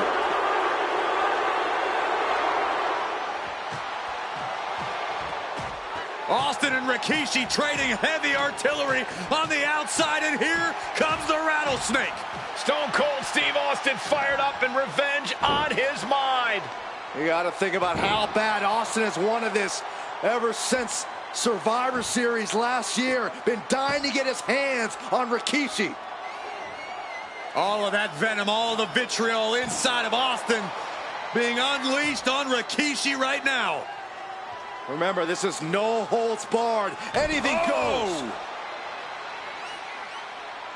Austin has Rikishi down. The rattlesnake is red hot. And do you hear this capacity crowd? They want more. From Stone Cold, all that he wants to see Rikishi get beaten down like a pile of human filth.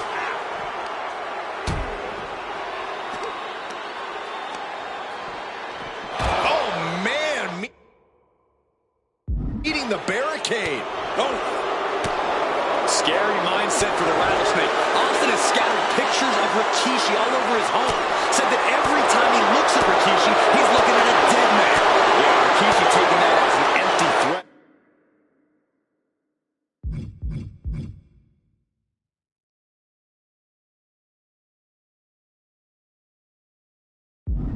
Thinking that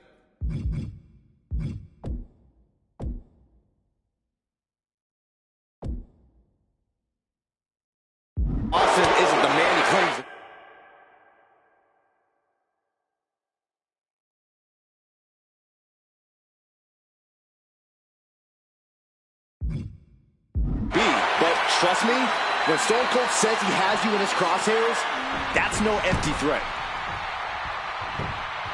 The cover for the win.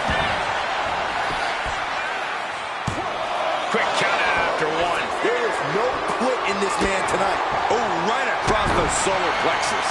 That core area really getting lit up.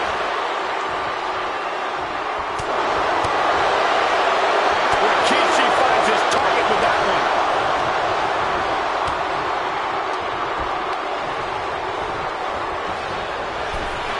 And we know how despicable Rikishi has been, but to throw vinegar on Rattlesnake's nest, Rikishi goes and destroys Austin's truck with a sledgehammer.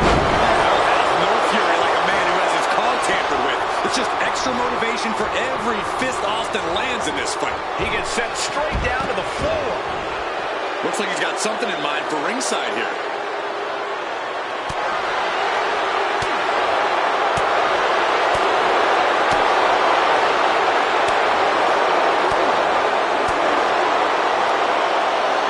Stone Cold able to reverse that. A complete stalemate of reversals here. Neither one giving it. These two trading one blow after another. Back and forth. Neither one giving up any ground. Just teeing off with that fight forever vibe. Austin is like a man possessed. It's been almost a year since Austin's been in the ring. Two fighters putting their haymakers on autopilot right now. Both absolutely drained, but both refusing to give up. They are emptying their tanks, going back and forth like this. Ooh, back and forth, blow for blow, just teeing off on them. And just like that, the scales were imbalanced. And Rikishi lately has been calling himself a visionary. I'm targeting it. All a bunch of garbage, if you ask me. Well, those aren't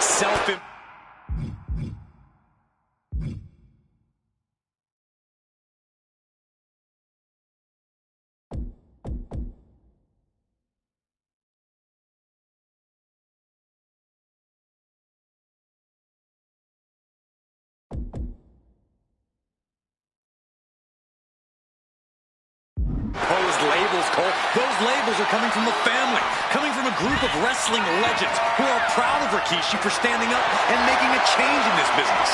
I have a few labels for Rikishi. Coward, liar, embarrassment. Those fit him well. Ah, yeah, Rikishi is feeling the energy right now.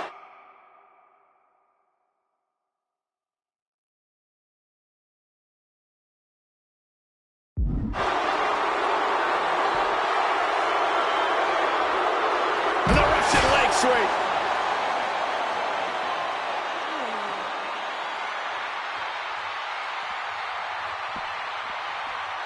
He quickly slides into the ring.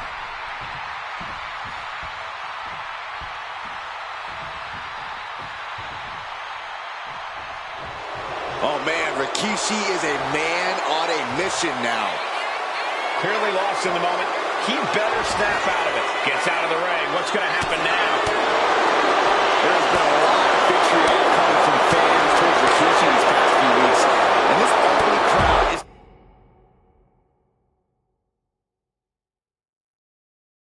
continuing that pattern of disdain. You think Rikishi cares about the fans, though? No, not at all. He truly believes he's done something for his family, for his people. His family's respect is the only respect he's desperate for. Still fighting back. Look at him go. He goes back into the ring here.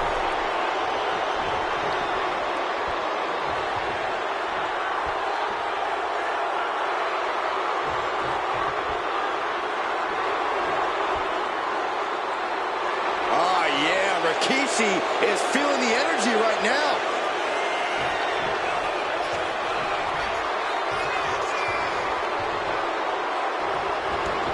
Taking to the floor. And Rikishi slows Austin down with a thunderous right. Austin's in trouble. And now steel chair. Oh, and Austin, he just averted disaster there. And now Austin gonna deliver the punishment with the steel chair.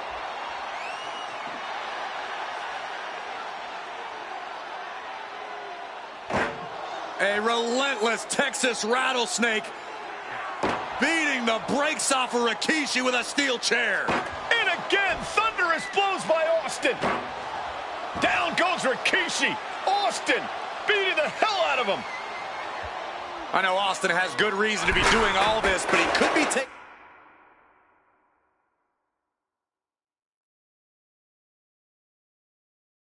it too far at this point. I don't think the Rattlesnake has taken it far enough, Corey. Austin wants to put Rikishi's life in danger, just like Rikishi did to him. Rikishi trouble, and Austin is out. 2. Oh, kicks out. What a kick out by Austin. You can never count the Rattlesnake out. Will that be? Scooped up. Here it comes. Rikishi driver. Rikishi got all of it. And quickly now, shoulders down for the win. Rikishi somehow defangs the Rattlesnake. Damn it.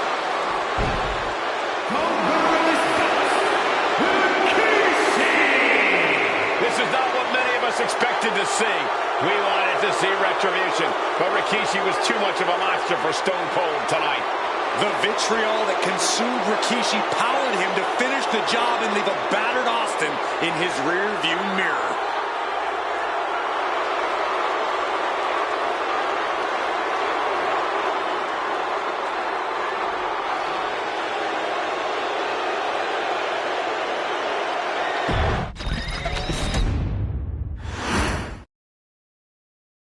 His arrival signaled impending doom. His very presence was enough to intimidate even the bravest WWE competitor. His name itself simply meant the end. And if you found yourself standing across the ring from Umaga, you were most certainly coming to the end of your own road. The younger brother of Rikishi, Umaga, was every bit the Samoan bulldozer that his nickname would suggest, mauling opponents with ease, relishing the chaos that he created. A menace to the entire roster, an unrepentant badass, Umaga tortured his prey with high-impact collisions before ultimately sealing their fate with his vaunted Samoan spike, a vicious move used today by Solo Sikoa. Inside the ring, man, he was just a complete monster. Anybody that stood in front of him, he was going to wreck him no matter what he had to do. He was just a crazy, wild Samoan. Outside of the ring, man, just a loving guy to be around. A fun uncle. Always joking, always barbecuing at his house. I always looked up to him. He was just so cool.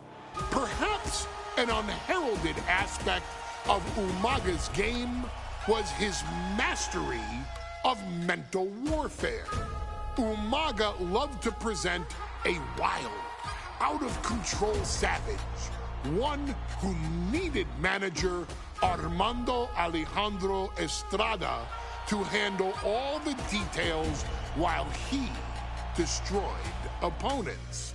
Umaga was the perfect definition of the word aura.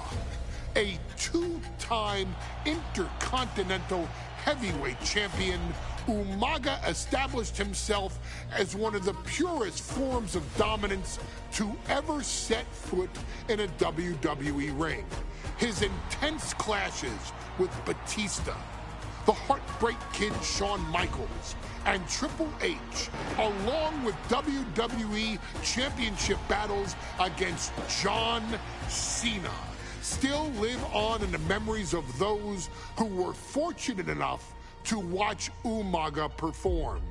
And Umaga will live in immortality through every member of this family, whether it's with a huge Samoan drop, a running bulldozer into the corner, a Samoan spike, or even a war cry in the middle of battle.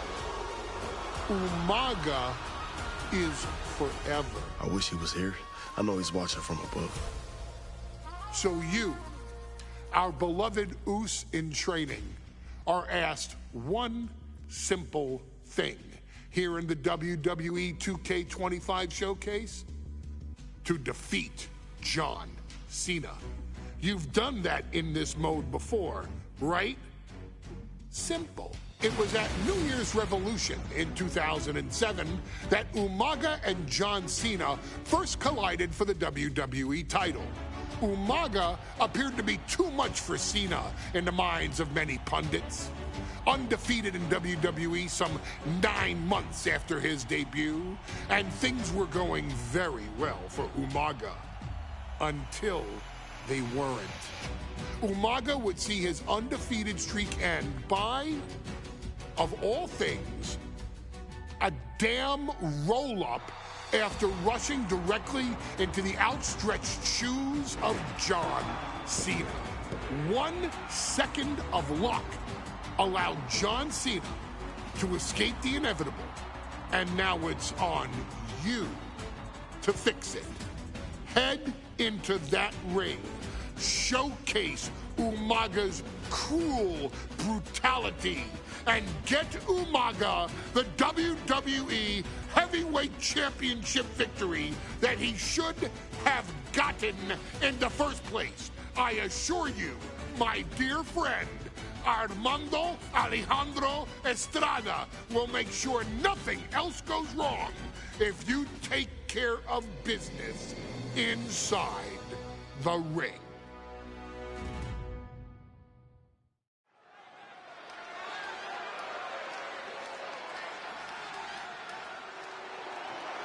Well, ladies and gentlemen, here he is. He could be the next WWE champion, the near 400-pound Umaga. A man that since debuting right after WrestleMania 9 months ago has remained undefeated. And Umaga has been in the ring, Byron, with the best of WWE. This man looks, moves, and sounds like a movie monster. Except Umaga is for real. He is a Samoan bulldozer, an 18-wheel version with a mean streak. Big, athletic, strong, and probably going to outweigh John Cena by well over 100 pounds. Since 1963, the WWE title has only changed hands twice here in Kansas City. That's twice in the last 47 years. But Umaga is a scary human being, and he can easily change that trend right here tonight.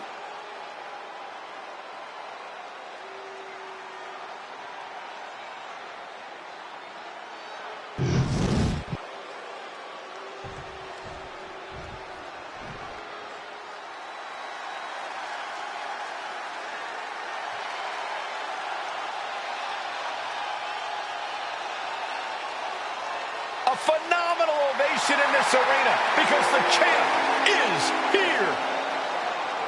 John Cena has a gigantic challenge awaiting him in the ring, but Cena doesn't have a reverse gear. Absolutely not. The champ only goes one way, and that's straight at you.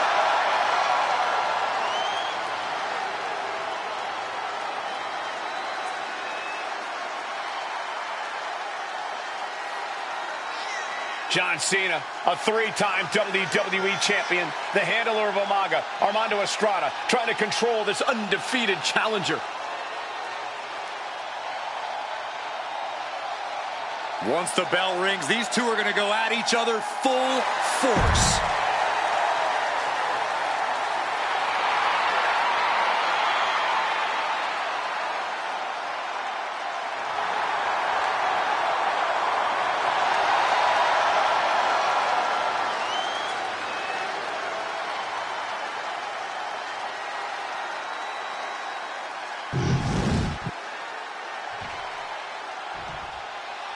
The following contest is scheduled for one fall, and it is for the WWE Championship.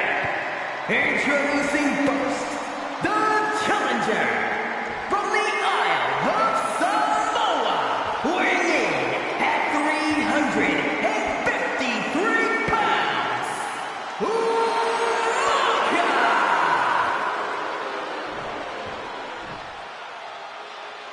And from West Newbury, Massachusetts, weighing in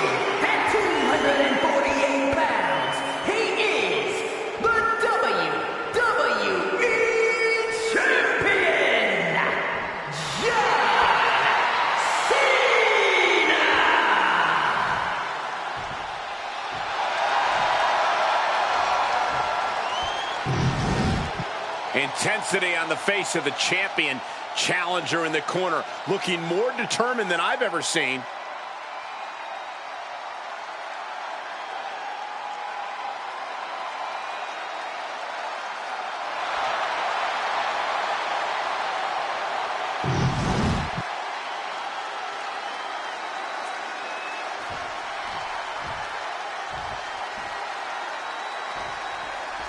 John Cena and Umaga battling here for the WWE Championship.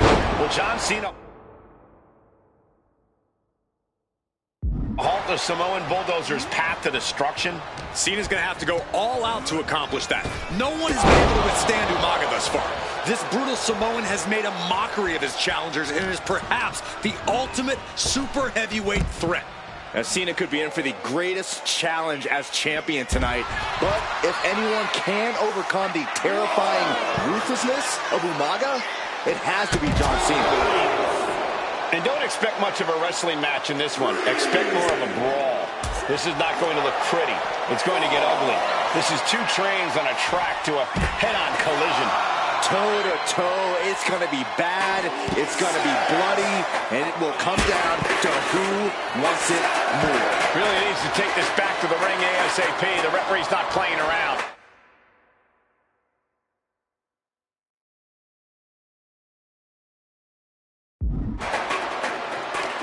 No question John Cena has his work cut out for him taking on Umaga, who's been aptly named the Samoan Bulldozer for his relentless offense. Yeah. Oh my goodness! Draped across the barricade.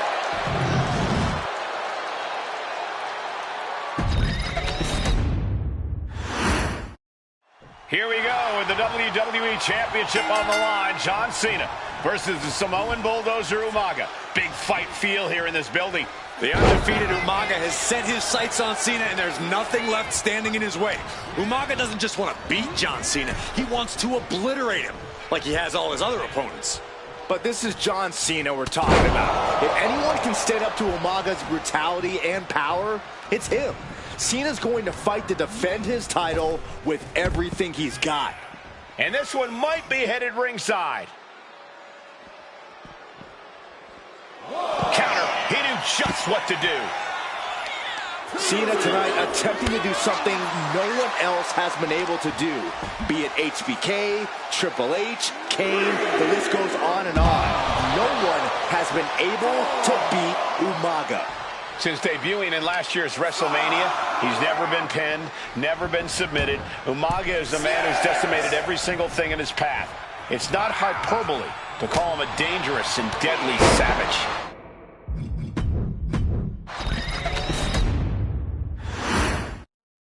John Cena and Umaga battling here for the WWE Championship. Will John Cena halt the Samoan Bulldozer's path to destruction? Cena's going to have to go all out to accomplish that. No one has been able to withstand Umaga thus far. This brutal Samoan has made a mockery of his challengers and is perhaps the ultimate super heavyweight threat. Now, Cena could be in for the greatest challenge as champion tonight. But if anyone can overcome the terrifying ruthlessness of Umaga, it has to be John Cena. Oh, my goodness. And you just see Cena's legs bent awkwardly off the steel steps. Umaga really pinpointed a target with that attack. I don't know if it was strategic on the part of Umaga or just a result of his rampage, but either way, taking out Cena's foundation is going to sway the power advantage into Umaga's favor now. Time for him to get back to the ring. No one wants a count out here. Heading back to the ring. Beats the count, and that was a little too close for comfort. He's doing everything he can to fight out of this tough spot. And he's leaving the ring for the moment. And this one's taken to the outside. Umaga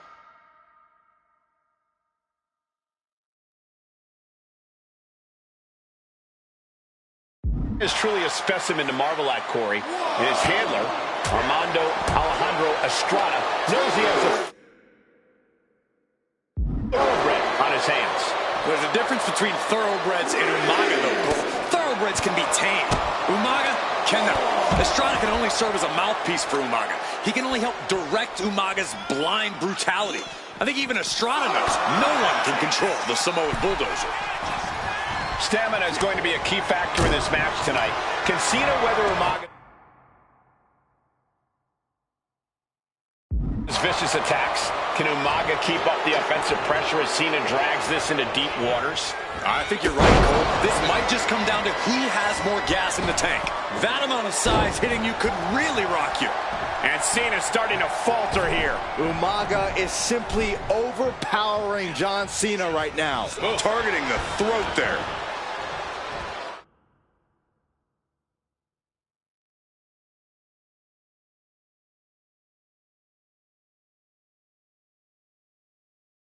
Cena tonight attempting to do something no one else has been able to do. Be it HBK, Triple H, Kane, the list goes on and on. No one has been able to beat Umaga. Since debuting in last year's WrestleMania, he's never been pinned, never been submitted. Umaga is a man who's decimated every single thing in his path. It's not hyperbole to call him a dangerous and deadly savage. Momentum fully shifted to Umaga. Cena has no response for Umaga's savage and brutal offense. Setting him up for the flatliner. Man, face first.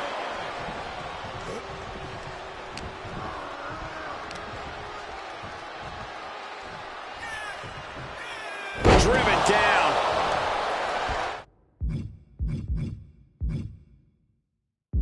And I could look at Umaga and he reminds me of Yokozuna.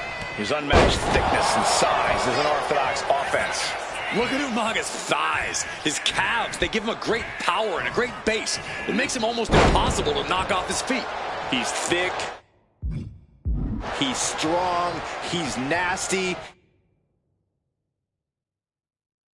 And he won't be slowed down. Cena stays off the attack. These two showing how well they know each other. Placed against the turn. And Cena flattened in the corner. Umaga's just overpowering him. Look at the strength. Into the corner, just setting Cena up. You have to start to ask yourself, is the end of John Cena near? I think so. Look out! A headbutt. No one has been able to stop Umaga. No one. You are seeing why Umaga is undefeated. Why no one has been able to stop the Samoan Bulldozer. Here comes Umaga, and Cena catches him with a boot. John Cena from behind, rolls him up, shoulders down, and a kick out by Umaga. And Cena immediately back into the clutches of Umaga. I'm not sure what else Cena can do here. I'm not sure John Cena knows how to stop Umaga. And Corey, you know there's no force equal to being on the receiving end of a headbutt from Umaga. It's in Umaga's DNA. Generations have perfected the art of using their own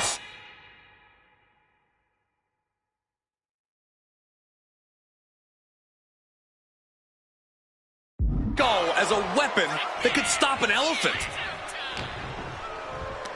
Pulls their opponent in, belly to belly. Sometimes I look at Umaga and it just scares me. This'll do it.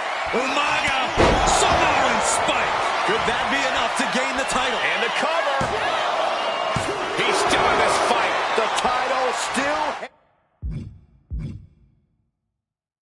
hanging in the balance. Resilience of a champion on the... Winding up. There's a Samoan spike. Shoulders are down. Challenger might have what it takes to win this. New champion. An undefeated champion.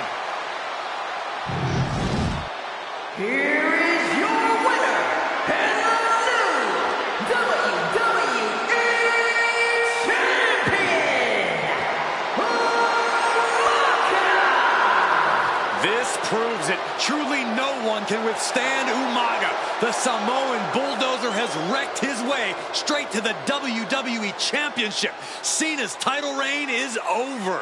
An incredibly impressive showing from Umaga tonight, absolutely leveling John Cena in a savage display of dominance.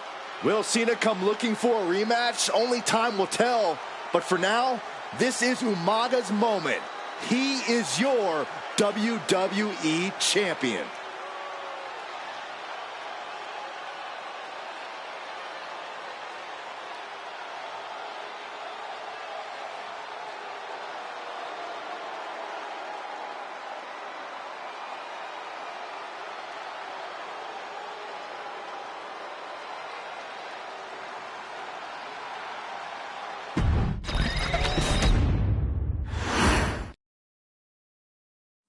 Hey, in WWE, things move really fast.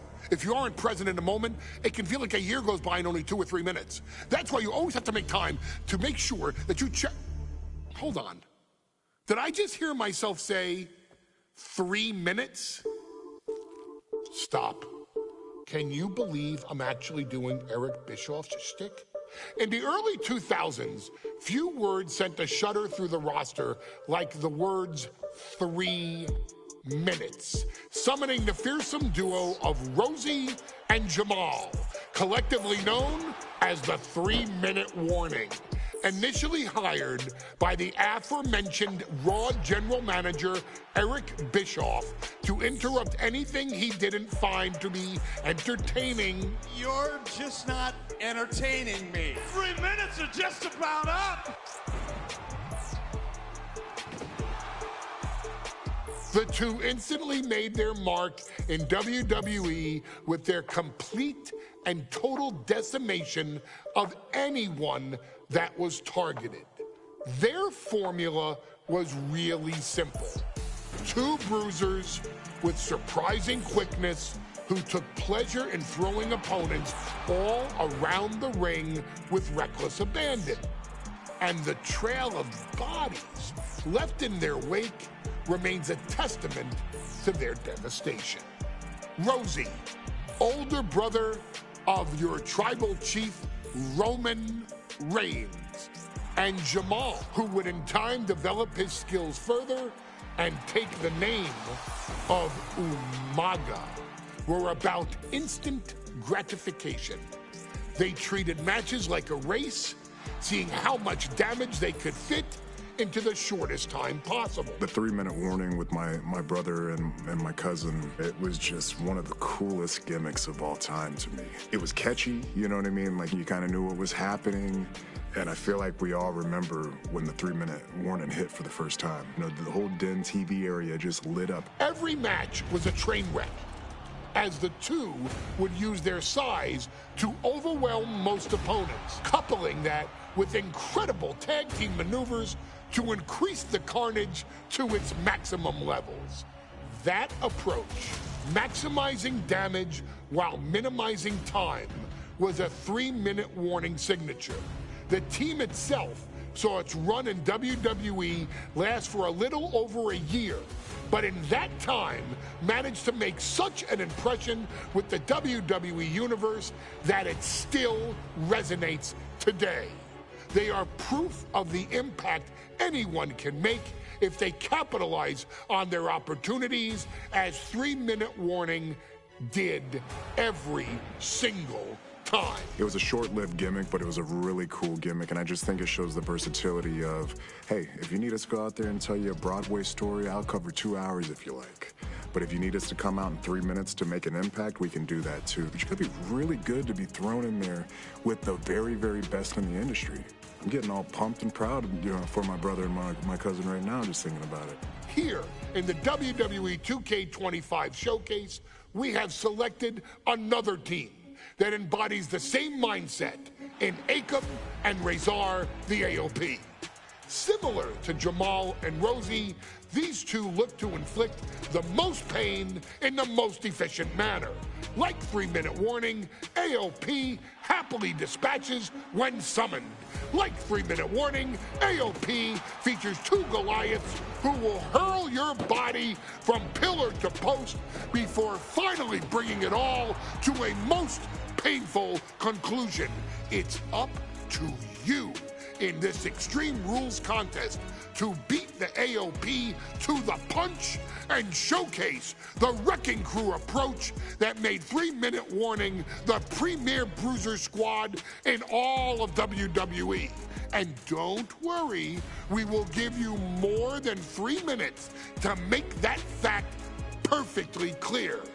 As a matter of fact, take your time and enjoy dishing out the punishment.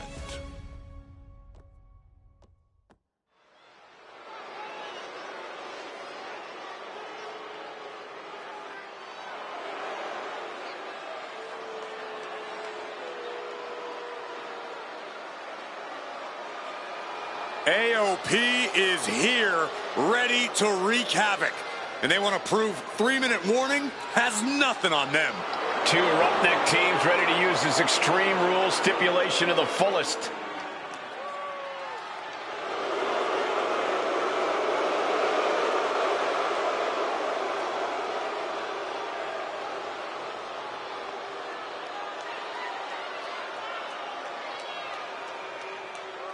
The following contest is a tag team Extreme Rules match and accompanied by Paul Ellering and a combined weight of 620 pounds. Akam and Razor, the authors of Pain. AOP look unintimidated by the task at hand. They are totally prepared for the merciless tandem of 3-minute warning. You know, there's actually a lot in common between these two teams in terms of tactics and physicality.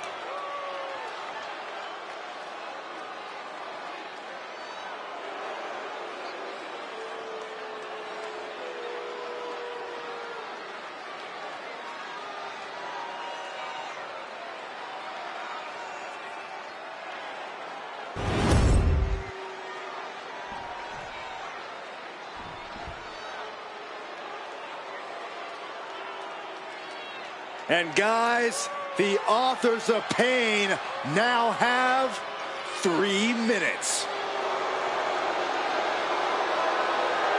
And a combined weight of 770 pounds. Rosie and Jamal. 3-minute warning. Authors of Pain versus 3-minute warning is a recipe for brutality and ruthless carnage. And that's in a regular match, Cole. This is Extreme Rules. These two hit squads are going to tear each other apart. 3-minute warning made a career out of demolishing anyone who got in their way. Why would AOP be any different? Because that's exactly what AOP does too. They play the same game as 3-minute warning. We got 3-minute warning. The authors of Pain.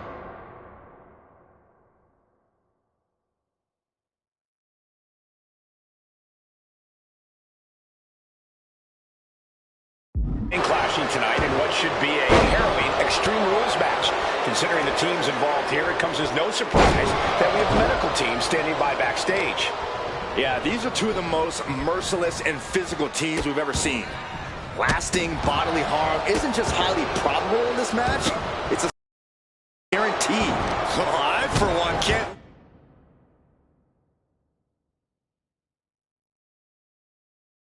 wait to see what these teams do with the rules thrown out the window. They're free to be as creative as they want in their pursuit of absolutely annihilating one another. Just look at the size of all these superstars. The ring had to be reinforced before this match. Over 1,300 combined pounds colliding. These men are so big and so thick, it's a challenge to wrap your arms around them. It's really just best to find weapons and whack away. Yeah, and there's plenty of weapons to choose from tonight. Many would call the AOP and 3-minute warning equally brutal. How can one of these teams get the edge in this head-to-head contest? It's true they're well matched, but AOP tends to be the more methodical and calculating of the two teams. If AOP can get control of the pace and smother 3-minute warning's chaotic in-ring style, they'll be in a position to win this. Has an answer for Akam. Man, Rosie and Jamal, Akam and Razor, representing the biggest, most imposing teams WWE has ever seen. Both teams don't care about the pin. It skirts out of the pin. Try for it early. Ooh, merciless looking blow. Rosie responds. Take it over. Go for the win here. Reverse the levels and into a pin. Gets reversed. Is it enough? Countered into a new cover. Oh, wow. Making the save there. That could have been it. Sliding back in under the ropes here. He is looking to do some serious harm. Oh, big tackle. It couldn't have felt good being shucked around like that. Oh, my, what a splash. Hey, special attention to Rosie in this matchup. 6'5", 375 pounds. The man can run a 40-yard dash in 4.8 seconds. This guy is a pure taking flight and retaliates with a counter. Coming down on their opponent like a sack of bricks. Carried in a jeopardizing position here. Absolute decimation. That table became particle board. Oh, he flips that around.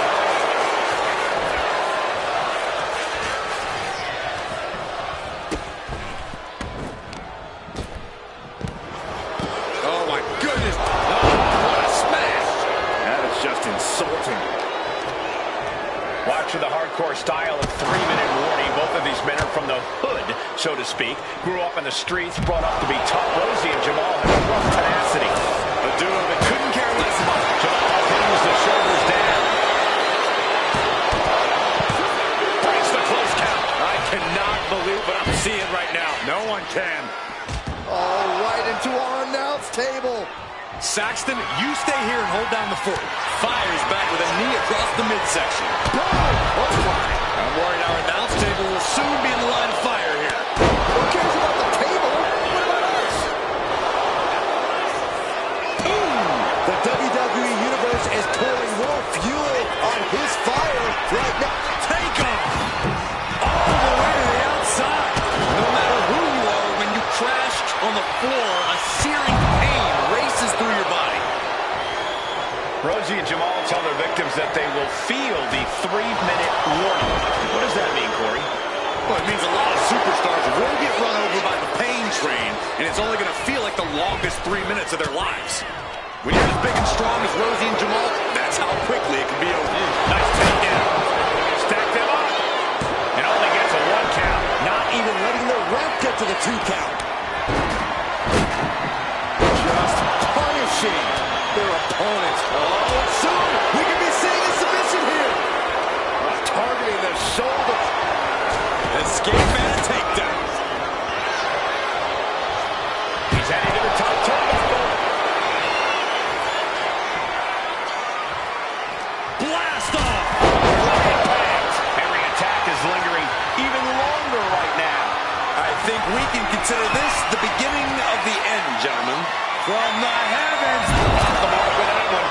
Good golly, Miss Moore. He might have him. He's able to beat a 2 count. He's still got life in this matchup. Something bad is coming his way, and he has no clue. Absolutely no. The universal signal for extreme. The kendo stick has entered the fray. Off the leg. Looks like this could be the end.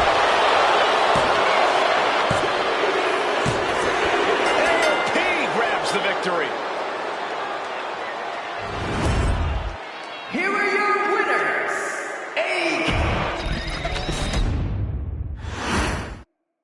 We got 3-minute warning and the authors of pain clashing tonight in what should be a harrowing Extreme Rules. Nice takedown, stacked for the pin. And a kick out. Hold on. Trying to steal one here. Way too soon for him to be thinking about a pin. Pay special attention to Rosie in this matchup. 6'5", 375 pounds. The man can run a 40-yard dash in 4.8 seconds. This guy is a pure athlete. Rosie played high school football with a legendary running back before playing college ball in Hawaii. Imagine being pancaked by the force Rosie brings. Many would call the AOP and 3-minute warning equally brutal. How can one of these teams get the edge in this head-to-head contest? It's true they're well matched, but AOP tends to be the more methodical and calculating of the two teams. If AOP can get control of the pace and smother 3-minute warning's chaotic in-ring style, they'll be in a position to win this. Impressive 1 count, but still very early. Rosie and Jamal tell their victims that they will feel the 3-minute warning. What does that mean, Corey? Well, it means a lot of superstars will get run over by the pain train, and it's only going to feel like the longest 3 minutes of their lives. When you're as big and strong as Rosie and Jamal, that's how quickly it can be over. Bringing out that ladder, and we are in uncharted waters, ladies and gentlemen. Using the ladder as a weapon. Ouch. Oh, my, what a splash.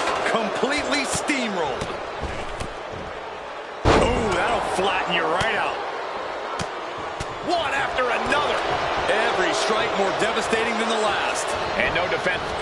Take it over! Go for the win here! This fight should... Oh, wait a minute. Turns the leverage for a pin of their own. An easy kick out there. I suppose you have to take the shot, but it's still too early to wrap up this one just yet. Oh, what a clubby blow. Watching the hardcore style of 3-minute warning. Both of these men are from the hood, so to speak. Grew up in the streets, brought up to be tough. Rosie and Jamal have a rough tenacity. A duo that couldn't care less about headlocks. They're just all about beating the hell out of you. 3-minute warnings, thug-like tactics need to be respected. Rosie and Jamal only care about one thing, and that's the winner's purse. Uh-oh, full Nelson. Reverse STO. Slides under the ropes. Back into the ring. Wrench in the arm. Clothesline.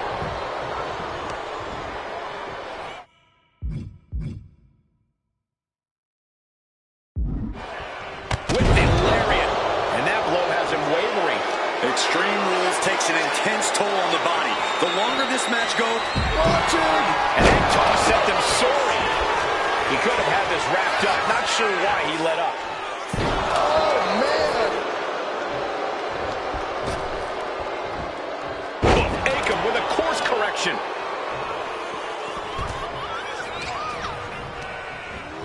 has him in the corner, thinking of the next move. Oh. Rosie's able to be tamed at the moment. Yeah, Akam looked confident going on the attack. Got out of the way, but can he capitalize? What a clothesline. Swinging the elbow to halt the offense. Wear and tear of this match is clearly starting to get to him. Yeah, Extreme Rules matches eventually take their toll on everyone. Wards that off. What a response. Just look at the size of all these superstars. The ring had to be...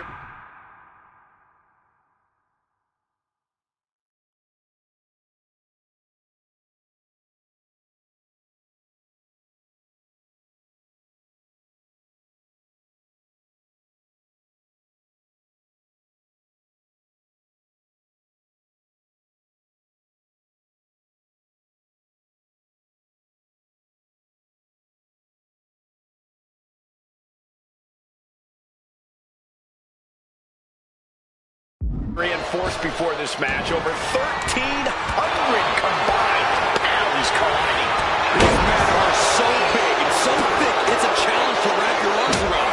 It's really just best to find weapons and whack away. Yeah, and there's plenty of weapons to choose from tonight. Running knee, and he retaliates. He's headed out to the ringside area.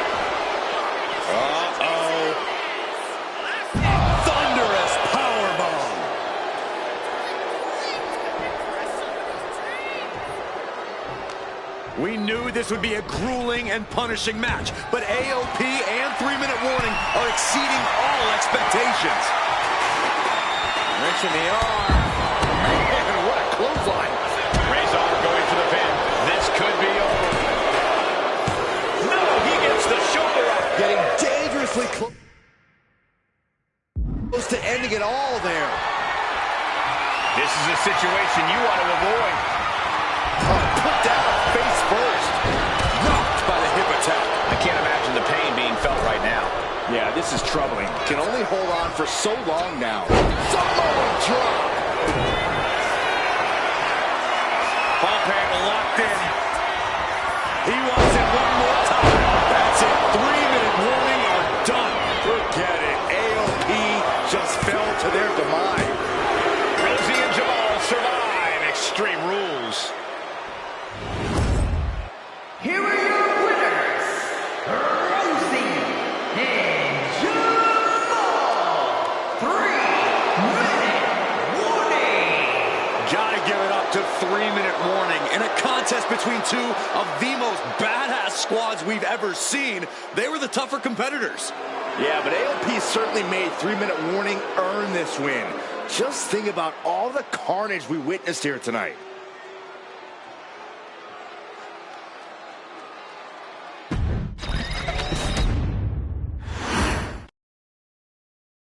We've come to the part of the showcase where we get to talk about Tamina. Ever since walking in WWE